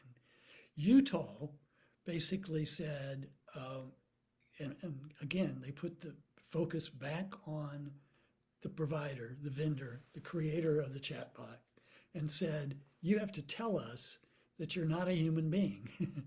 Don't seduce us and act like you're a human being. You're not. You're you're a bot, and say at the get-go, I'm a bot. So let us know that. And then in Utah, it's basically saying we have to share some mental health data. I'm sorry, you have to ban sharing mental health data, and make sure third parties don't get hooked in all of that. That brings us to essentially Florida and what's going on here. I think you'll find this fascinating, and I'll be interested to kind of hear what your thoughts are on it. In, I guess, March, a bill was proposed, Senate Bill 344, basically said you cannot use AI in the state of Florida if you're a mental health practitioner. Well, a couple people leaned forward, got your attention. Good, glad I got your attention. Okay, that tells you a little bit about how our state legislature is thinking about us and how they're thinking about AI. And I don't know whether Meredith or Larry or Christy or Lauren, I don't know who's with us, but I would imagine our group of people that are interested in advocating might want to take a look at this. Keep in mind, we're talking about 52% of us who are using it already, and 85% saying we're going to use it in the future. And we're in a state in which somebody proposed that we put a ban on it and say, you may not use AI if you're a mental health practitioner. You want to chime in on that? I think that's kind of an interesting thing for us to think about what we would do with all of that. Take a minute to voice your opinion and voice what, if anything, you think we ought to do about that. And I'll be right back. Annalyn? Yeah. So what are your thoughts? If any of you, I would have to see the actual statute, but you can actually go look it up. It's Florida SB 344. So if you wanted to go look up what the actual language is, you could look that up using the SB 344 to pull up the actual language. And Richard is saying that his read of it is that it forbids the use of AI in the state of Florida. I have to agree with him. The genie's out of the bottle. So many people are using it for their case notes. So yeah, what thoughts does anybody have on this? Yeah, Andrea. I interviewed with a company, and like there's a lot of other colleagues of mine. There's like whole apps that have you have whatever listen in and then generate the notes or whatever based on the session. And I interviewed for a company that says, oh yeah, we use it and it's great and it's wonderful. So I'm just wondering, if they were to say no or can't do it, like how that would, then what? Like now what? Right. Yeah, because so much of electronic health records depends on this, and you have to use the health records to file your billing to insurance. And the company very well may say, we're not going to practice in Florida. I mean, one of their responses could very well be, this is too restrictive. We're not going to do that. If we, the platform that I'm on is global. I can't imagine they would care. They are not threatened by what. Yeah, they would just pull out of Florida, is what you're saying. Exactly. They wouldn't care what 2 or 3 states did. That's fine. You don't want it. You don't want us in that state. That's okay. We have enough clients in other states to do that. I would be curious to know what specifics AI use in licensed mental health counseling is. That does that include notes? Does it because is it more, the face-to-face stuff that we might be speaking to? It's really. Yeah, that's why I'd have to pull up the actual Senate Bill 344 and see what it actually says. Yep. That's the thing that gentleman, I was thinking is, I mean, what are they exactly talking about? Are they talking about using AI for like clerical kinds of things, or are they talking about using it as giving advice, that has input into the direction of the therapy? And if that's so, I was on the licensure board for many years in Kentucky, and when it's how old I am, this is when email and that technology started to come around. But I remember that part of the issue is there's going to be some second and third order kind of implications or consequences of using AI in legal cases. And so, though it's so new that I don't think people are there yet. And that's the other thing. I don't think, generally, I get you're saying 50% of people use it, but I'm still thinking we're all getting our hands around, what it exactly is and what it does. So I think a lot of us are still kind of, I think the public is still kind of a little bit, if not informed, maybe even leery about it. So it's not surprising. It'll be different in 10 years from now, but it's not surprising that some states are lagging behind. It'll be interesting when there's a test case, it brings to the forefront to get to the board kind of to Right. test illegal, whatever. And none of us want to be that test case. No one wants to be that test. Hey, Beth, you got your hand up. So would that mean they would also forbid it for like doctors and nurses and all of that? I mean, what is the motivation for forbidding it in mental health counseling? Yeah, It's a great question. How did we become the scapegoat? How did we become the target as opposed to the legal profession, the medical profession? Yeah, good. And in my opinion, I would want, as a client and a therapist, I would want the benefit of AI having, read thousands of books to my limited ability to absorb information. I just can't imagine how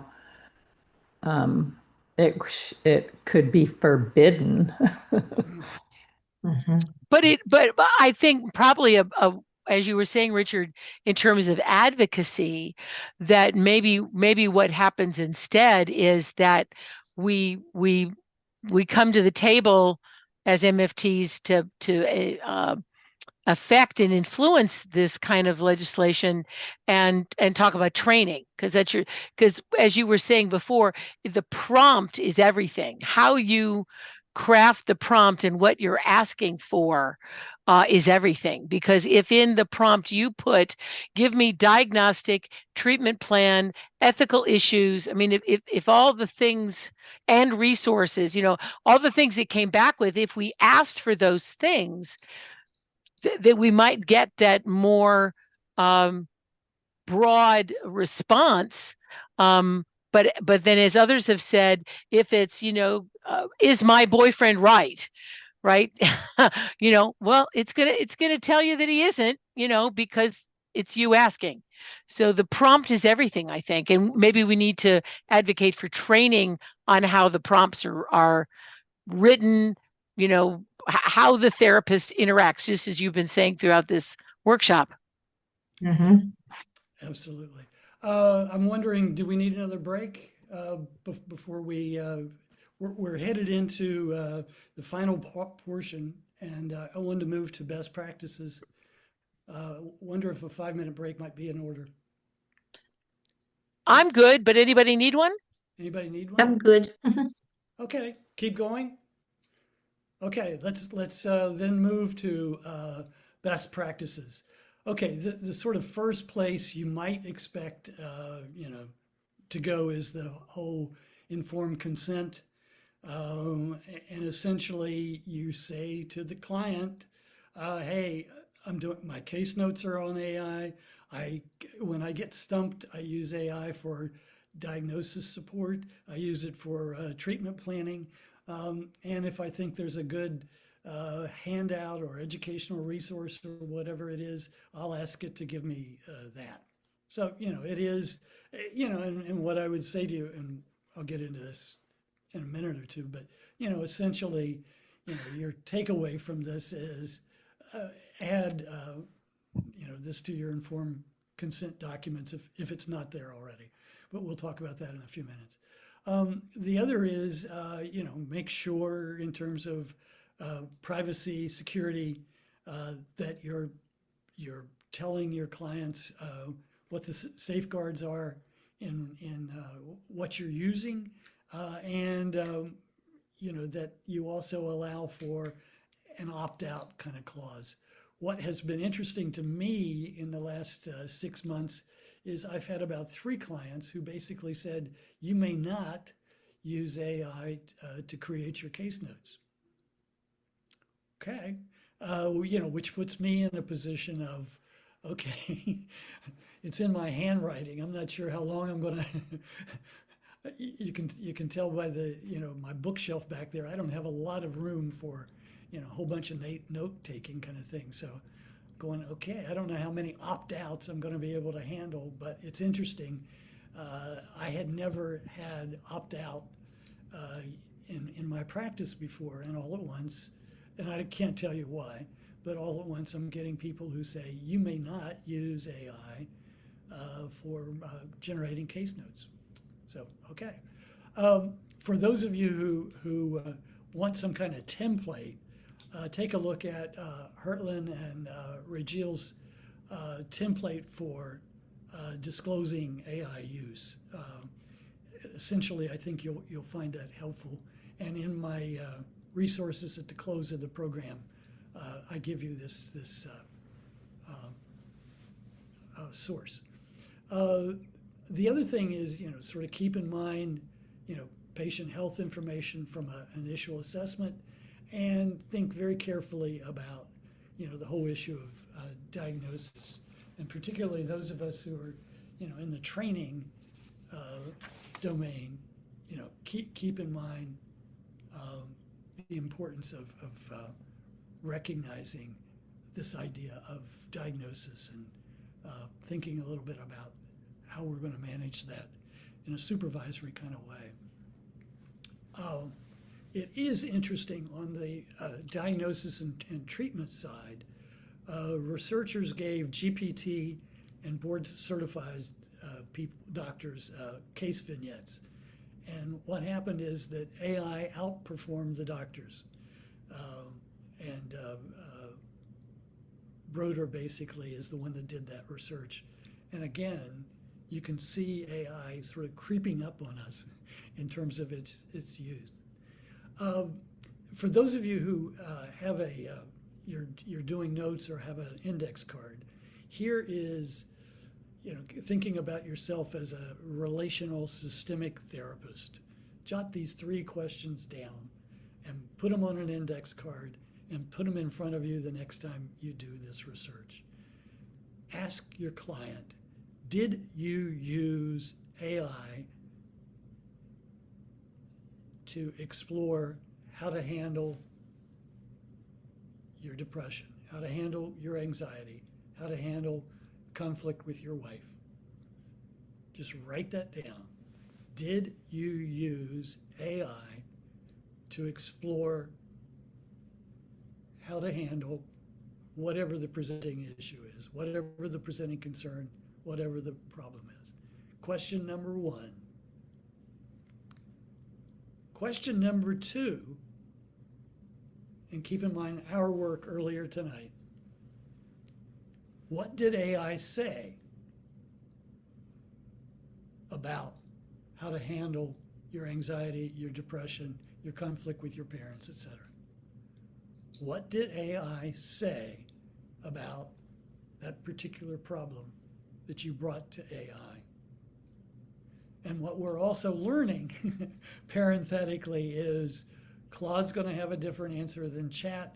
Chat's going to have a different answer than Copilot or Gemini. Okay, just keep that in the back of your mind. But what did AI say about how to handle your particular problem? Put that on that index card. And keep in mind our knowledge as a result of attending this session tonight and how we understand what kind of answer might be provided. Third question. Prior to this session, client, what changes have you made? What changes have you made in the way you handle presenting problem as a result of using AI? What changes have you made in the way you handle anxiety, depression, conflict with your mom, dad, whatever, as a result of using AI? Okay. My sense is if you don't get anything else out of tonight's webinar, that's probably the most important 3 questions you can have. And I hope you will take it as the gospel according to Dr. Richard Long. Although it wasn't Richard Long who came up with it, it was Vasson and Borsuth in 2026 in a New York Times piece. So again, say to your clients, did you use AI? What did AI have to say? And what changes, because they're coming into therapy for change, right? What changes have you made as a result of what it is AI to say to you? So I just kind of challenge you to say, if we're doing good systemic work, those are the questions we're going to be raising, as, whenever it is we think, oh, I probably need to check this out. I'm picking up, that this would be an important thing to do. Okay, Annalyn, go ahead. All right. So the reason I'm grinning as I listen to those 3 questions is what they're indicating is that we should question and inquire about AI just as we would the client's parents, friends, workmates. This is the very same question. Did you talk to your mom about this? What did your mom have to say about this? What changes have you made as a result of talking to your mom? Or many of us forget to say, have you been to the doctor? What has the doctor said about this problem? Right? And so really these should be easy questions, because we should be asking this about every other consciousness in the client's system, and AI is just another one on the list now. Absolutely. That's what I'm thinking. We are systemic therapists. We are. So AI is no better or no worse than their mom or Joe That's Rogan right. or Dr. Phil or That's right. anything else. That's right. That's our job. Anybody else want to chime in? Okay. So essentially it is, as Annalyn just said, make AI part of the clinical conversation, clinical conversation. And then what we have not talked about is the idea of termination. And I think you're beginning to get a sense of, you say to yourself, okay, I'm ready to terminate my client. What do I think might be helpful in the AI set of materials that would be of value to the client to maintain the changes, that we hope have happened in our practice? What do you think would be a good way for them to use AI to keep going? Now, keep in mind, one of the good parts about AI is it's going to reinforce whatever is said.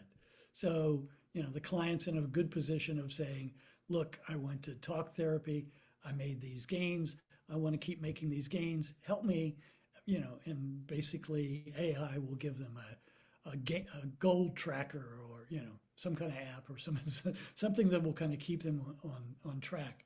So, think a little bit about if I'm using AI, at the termination point, what would be a way to use it that sort of helps me maintain my gains, and also perhaps might have them return to therapy at a later date and say, okay, it's time for you to jump back in with what we're talking about. So those are some best practices. Let's move to the broader issues of competency. We've talked about the competency issues a lot tonight. It is the idea of literacy, making sure that we have knowledge of the systems, and we're teasing out in tonight's sort of experiential webinar what that knowledge is and how it differs from one platform to another. Think about the idea of context and integration. Where does AI fit or not fit? Think about the idea of cultural responsiveness.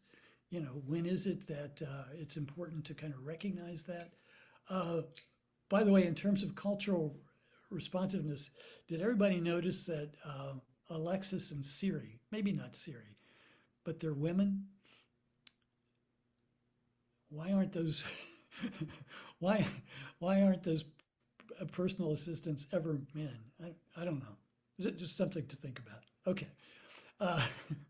It just kind of crossed my mind when I looked at them. I'm going, not one of those is a man. What's that mean? We need to be paying attention to legal and regulatory issues. We need to, be thinking about our relationally oriented treatment. And as we've talked tonight, this idea of sort of continuous professional development, keeping in mind, as Anna Lynn pointed out, what we're really doing is kind of expanding the definition of self as therapist.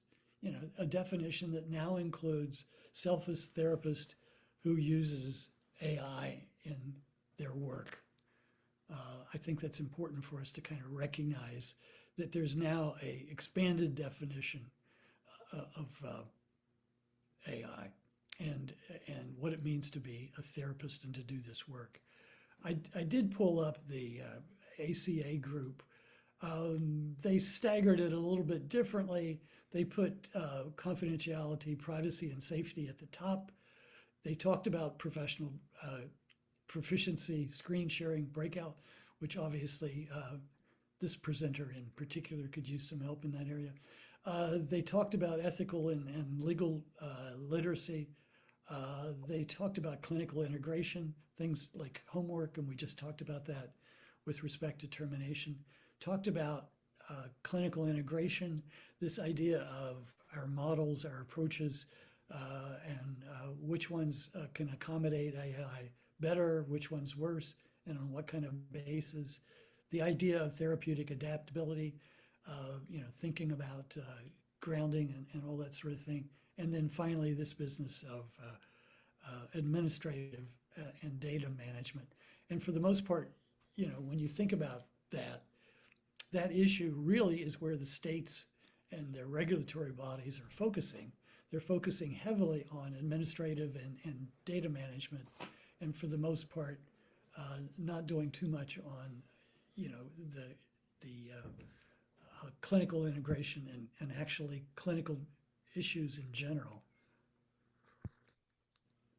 which comes back to us and our role as educators and professional developers.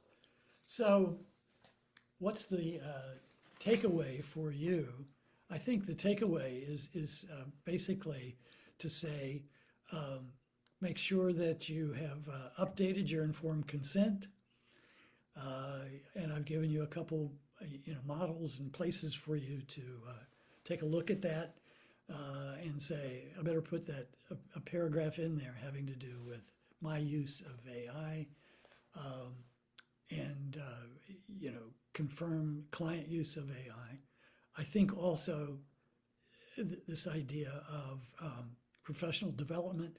There's a place called Centillo University in the West Coast that has a mental health certification. And for those of you who are interested and want to do that, it's also referenced in the materials I gave you.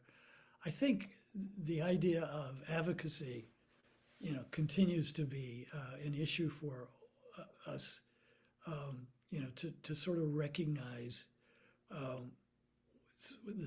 what's going on. And as Anna Lynn mentioned, I think there are a bunch of legislatures who need to understand.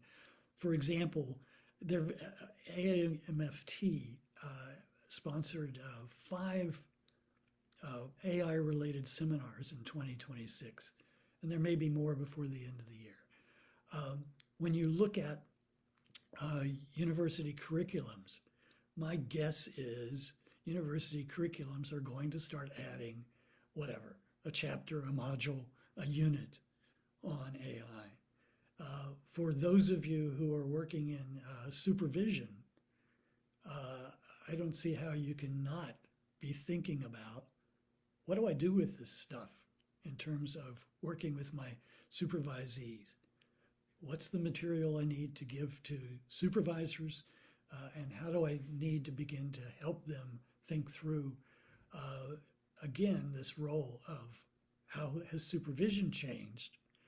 And this is beyond, and I'm sorry, Lynn's not here, but this is beyond, virtual reality. When we're talking about it, AI basically is having a major influence on supervision and the work of a supervisor. I think with the 491 board, to think about its module, its content. For me, for example, when I think of something like medical errors, I'm going, excuse me, AI is really the place that's replacing medical errors. So if you want to get progressive, you drop medical errors from the list and you put in a 3-hour course in AI. I mean, this idea of thinking about, if you're the 491 board, is it time to take a look at AI and consider, this business of how do we want our practitioners handling AI? What kind of decision making are we thinking about? And the idea that we want the responsibility to land with professionals, and we're going to educate them so that they can be responsible in their work. I think, one of the sort of curiosities about all of this, is this issue of thinking a little bit about what makes human therapy unique. And sometimes when you think a little bit about the work we've done this evening, it is this idea of teasing out where do I end and AI, where do I end and AI begin, or where does AI end and I begin, however you would answer that. I want you to think a little bit about if we're treating AI as a supplement and we're thinking about ourselves, what's the kind of conclusion? And I want you to, chime in a few minutes. AI can do assessment. We can do assessment. AI can do a diagnosis. We can do diagnosis.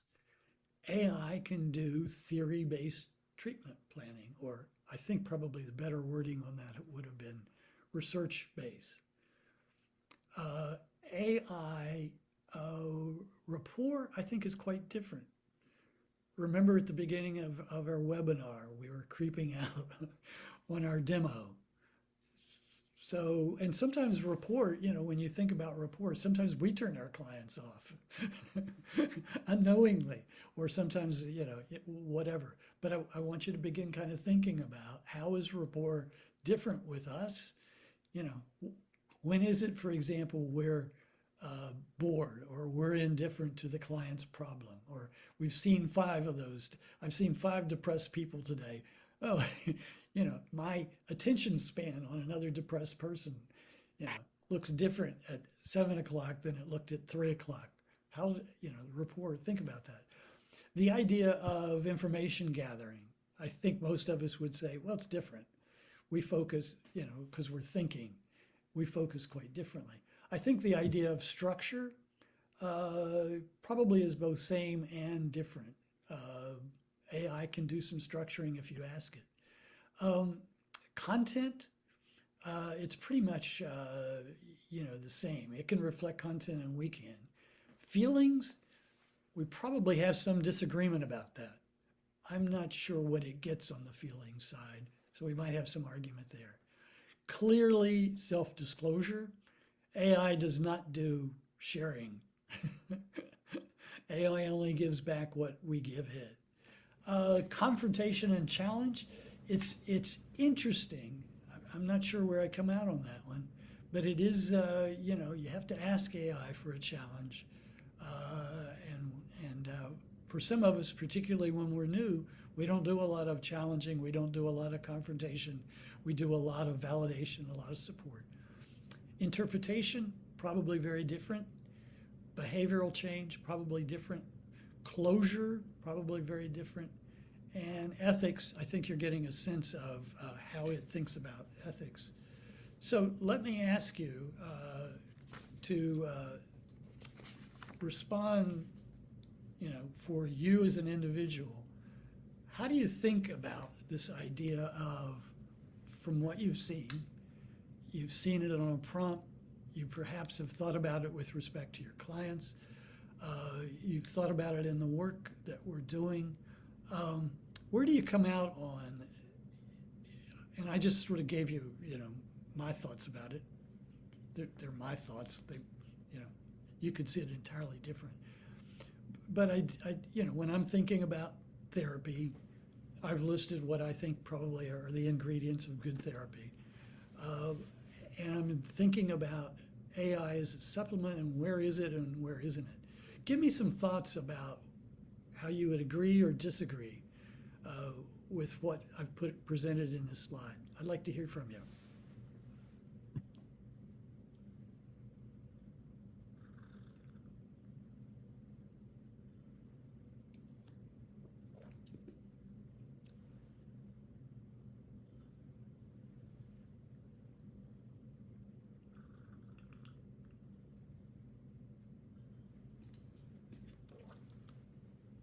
How do you want to be seen?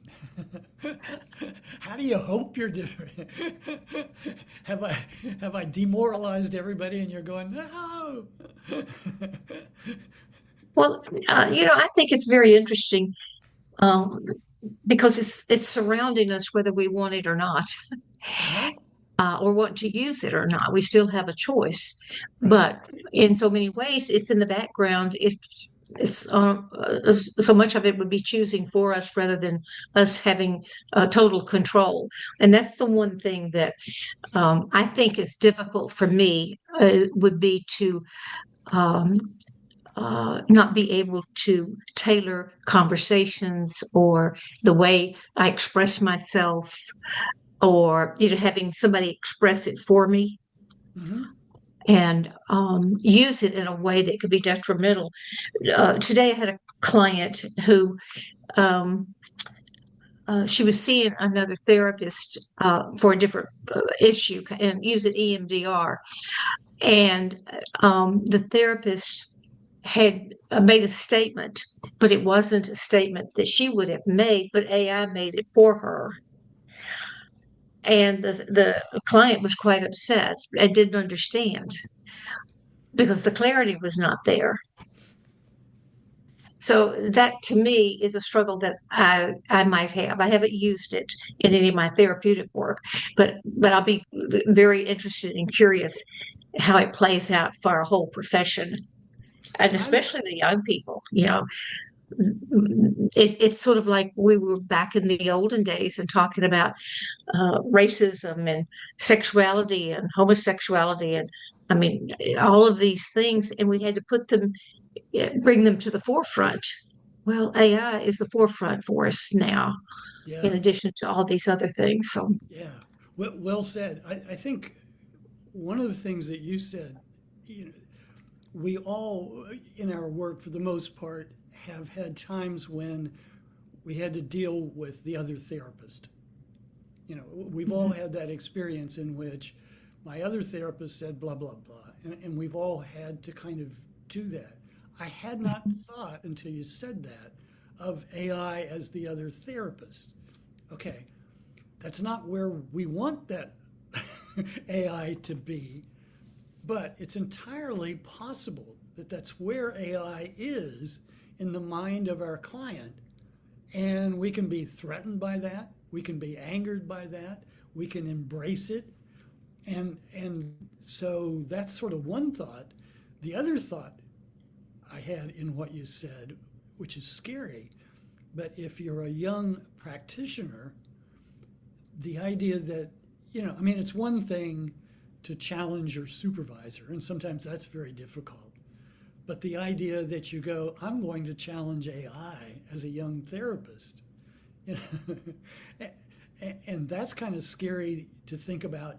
Really, you wouldn't do that? You might want to do that, and I hope you will do that in the same way you do age, race, you know, discrimination, and all those other kind of things that you need to be challenging as a emerging therapy. So I think that's pretty provocative. What you said, which is, you know, when AI enters the therapy room, you know, does it barge in? Is it on equal turf? Is it above, below? How is it viewed by the client? And how am I handling it? What am I doing with it? You know, am I afraid of it? Am I embracing it? You know, what? You know, well, if AI diagnosed you this, it must be true. Hold on. Well, that reminds me of, you know, if I saw it on the internet, therefore it must be true. If AI Exactly. is saying it, it's got to be true. Yeah, Robin. Yeah, before you go on, I recall I was in a divorce, and I was separated from my wife and the former wife and kids. And on Saturday morning, I would call just to check in with the kids. They lived in a different state. And half the time, I could not get the kids' attention because the cartoons were on. The cartoons were in color, the cartoons were musical, the cartoons were absolutely fascinating. And Dad, that they hadn't seen for a week or talked to for a week or whatever it is, could not compete with the cartoon. And so, Robin, when you're talking about that a little bit, you know, AI is getting damn good, excuse my language, but getting damn good at music and sound and text and things that are just absolutely dramatic and fascinating and interesting. And we're competing with that. So when you're talking about that, Robin, I think one of the things is to recognize that AI is also novel. You know, they've seen us 6 or 8 sessions, and then on the 8th session, they go see AI. Wow, that's kind of stimulating. So, But is there a body that goes along with the AI voice that they might hear? yeah, good question.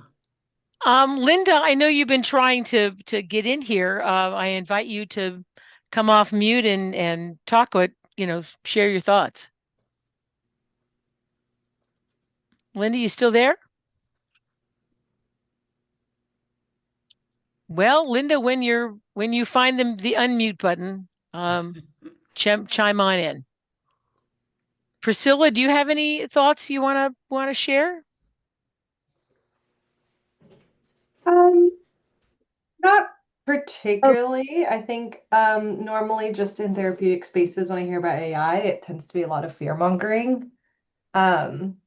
So I think it's helpful to think of the positive uses, because I think, as a lot of people have echoed, I think there's a degree to which it's inevitable for better or worse.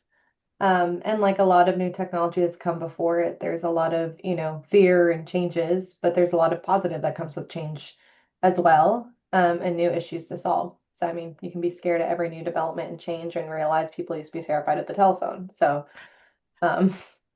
you kind of just have to shift along with it. Um, Yeah, I guess therapy is just kind of such a unique field because of the inherently human connection that I think it can be manipulated within AI and just has a lot of ethical implications for the fact that it is not human and emulating humanness.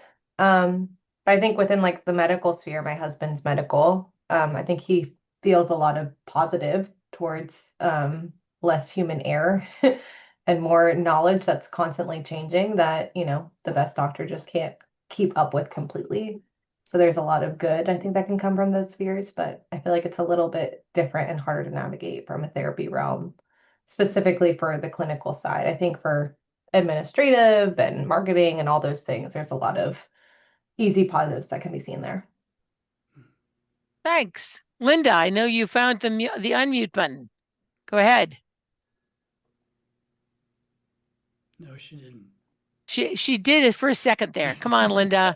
I got Linda. faith in you, girl. Come on. It's over there on the left. I see you there. Come on. Okay. Well, talk right over us if you do find the unmute button. Beth, do you have any additional thoughts? I agree with the speaker who said, we used to be afraid of the telephone, and it's coming whether we like it or not. So I think if we learn how to, we can use it for good rather than evil. And like I said before, I mean, why wouldn't I want to benefit from the vast array of knowledge that AI has to help me help the client? And as with everything, we as the therapist need to interpret whatever we read from any of the AI sources and decide in a professional way based on our training and experience if it makes sense for that particular person.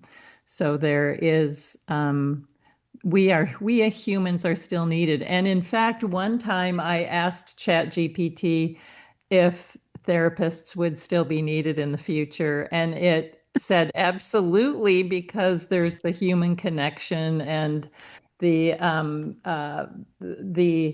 we get wounded alone, but we heal in community. We need that other human to heal. And so that part of being a therapist is still going to definitely be needed, according to ChatGPT. So that's what I have to say. All right. Yeah, because it doesn't want to get unplugged. Linda, I see you found the unmute button. Hi there. Can you hear me? Yes. Okay, good. Several comments. Number one, I don't see anything wrong with making a law or whatever against somebody who is trying to make money by substituting themselves as the therapist and employing a chat box to do the therapy. That to me is unethical and should be cited. Okay, that's. I think legislators would agree with that, Linda. Okay. Yeah, absolutely. On the other hand, what does it matter if you're using it for taking notes? There are therapists who have, I am keeping this session on videotape on my phone, computer, whatever, and they put it in their contract, and every client who signs with them knows that each session is going to be taped. And they review it themselves, and they can send it to their clients, and their clients can see it and use it for even further therapy to watch their body language, their intonation, et cetera, et cetera. There's nothing wrong with that either. I think when it becomes unethical or people are trying to pull a fast one, then it should be cited, and they should be fined or reprimanded or whatever. I think that's important. Number two, I have a client who has used one of these systems, I think it's the Chat GPT, for helping him write his pro se responses to hearings, to emergency motions, etc. And he always sends them to me to read and edit. And I think from what I've read, with what he has done, it has been excellent for him. He doesn't have the money for an attorney. And what I do is exactly what we've all been talking about. I try to bring in the human aspect, make it more humanized, give it more facts, more specifics, more names, more identity, more diagnoses, the numbers for the the DSM-5 and the categories. A lot of times that doesn't come up with the chat box, okay? But from what he's done, it has saved him tens of thousands of dollars on attorney's fees. And I think he's done an excellent job. And from what I've read, they have been very, very professional. And he just has to humanize it a little more and bring in more specifics to reach out so that the judge and opposing counsel know that he's just not, pounding some keys on a typewriter or computer rather, and having it spew forth. So with situations like that, do any people here have any people who are pro se in their court cases? Because this is very helpful. Have you found that? Yes. So I have a client kind of similar, and she gathered lots of documentation and information, and used the help of AI. And didn't you feel it empowered her? Oh, yeah. She didn't have the money for an attorney. Right. But she didn't send it to me. I mean, I didn't take a look at what she had, but it was helpful for her. If she sent and how do we know that the attorney, if she had hired one, would have done the same way anyway? Right. If she had sent it to you, would you have looked it over and added some? Good question. I might assume that I might have, but that really wasn't, right, the situation. Well, also we're not attorneys, so I don't know that that would certainly be out of my scope. Well, but here's the thing. I edit it for information. He has signed a release that I am not an attorney. I am his expert witness. I do not have a law degree. That's all perfectly made clear in my contract with him. And I edit it in terms of spelling, grammar, more psychological terms, et cetera, et cetera. So how would you all feel if disputing parents would you use AI to do like a child custody, child caring contract? Because my fear would be, it would be like what Ariel says, is that the way they would prompt, that AI would spit back only data that would be favorable to one or the other, rather than something that would be fair across, or maybe even more important, would be best for the best sake of the children. So again, I think it could be used that way, but I still think it takes greater wisdom to take a look at that. Yeah. Thanks, Linda. Appreciate that. Hey, Thomas, do you have any other additional comments you'd like to make? Excellent seminar, I want to say also. Thank you. Thanks, Linda. Sure. What I would say to you is that I attended this just for an introduction. So I had no idea about Claude and the different sites.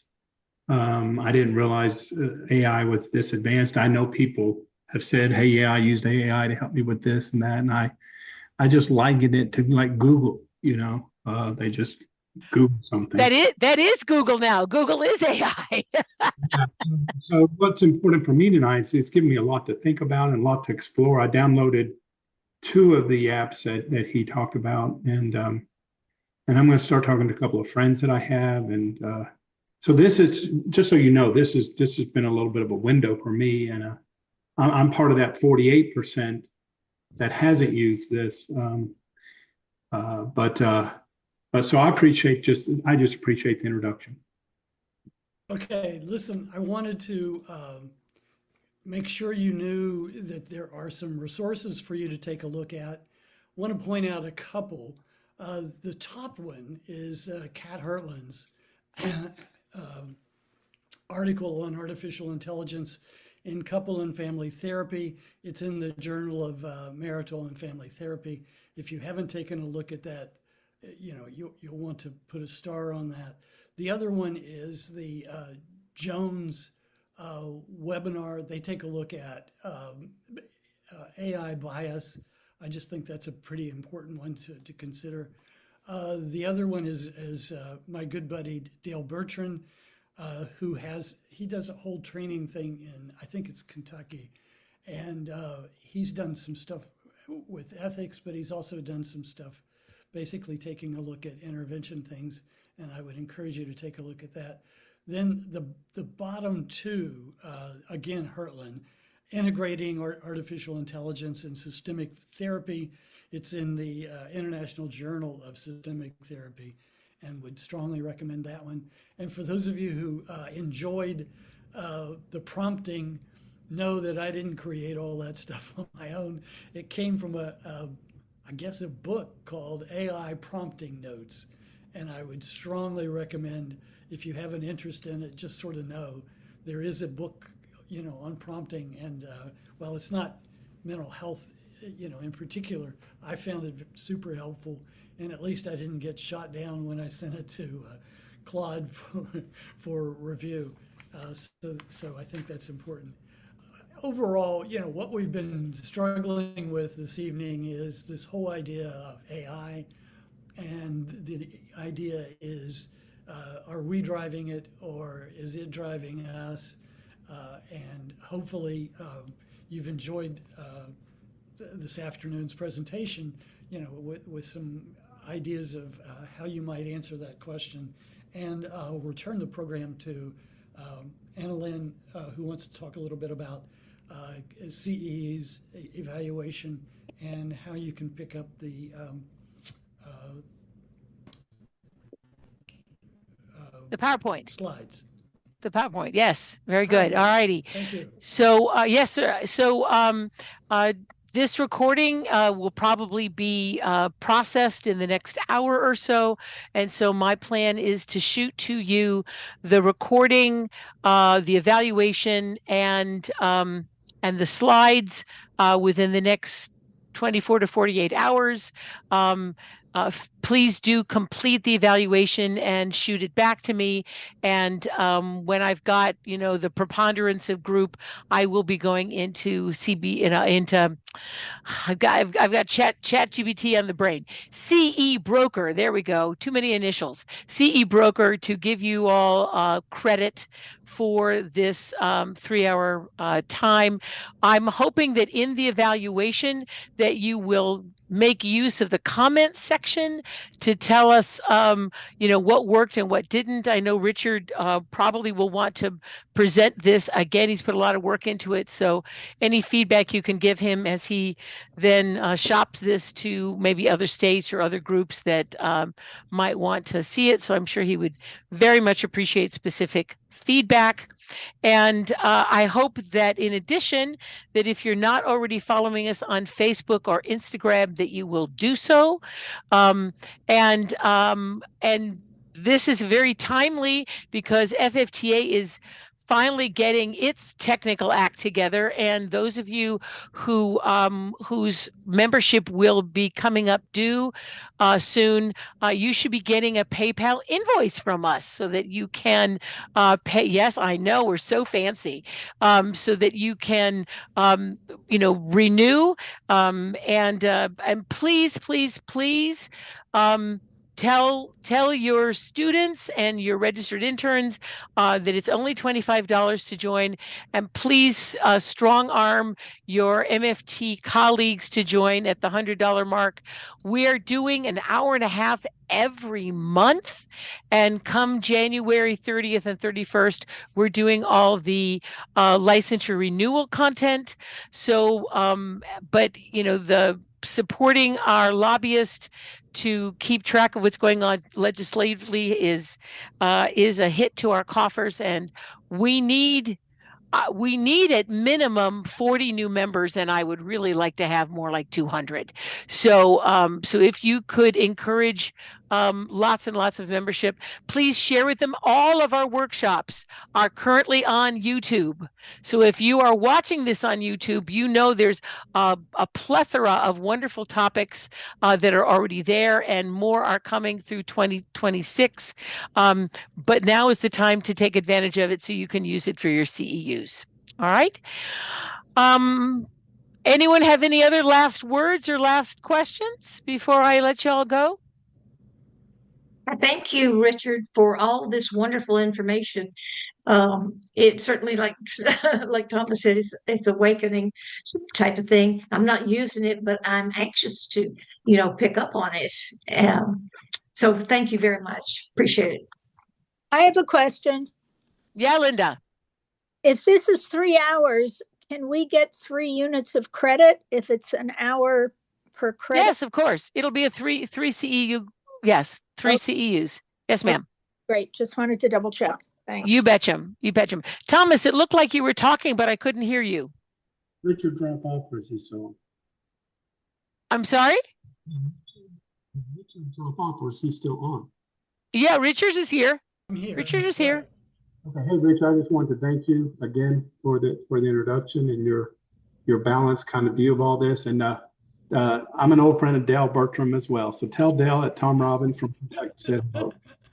Okay, I'll do that. And thank you very much. And he may use my name. He may laugh, and I don't want him to tell you no stories. Oh, gosh. Don't you think, Thomas, that Dale already has put this information in his supervisory training? Yeah, I'm sure he has. Oh, I'm sure he has. I was a young person back then, so.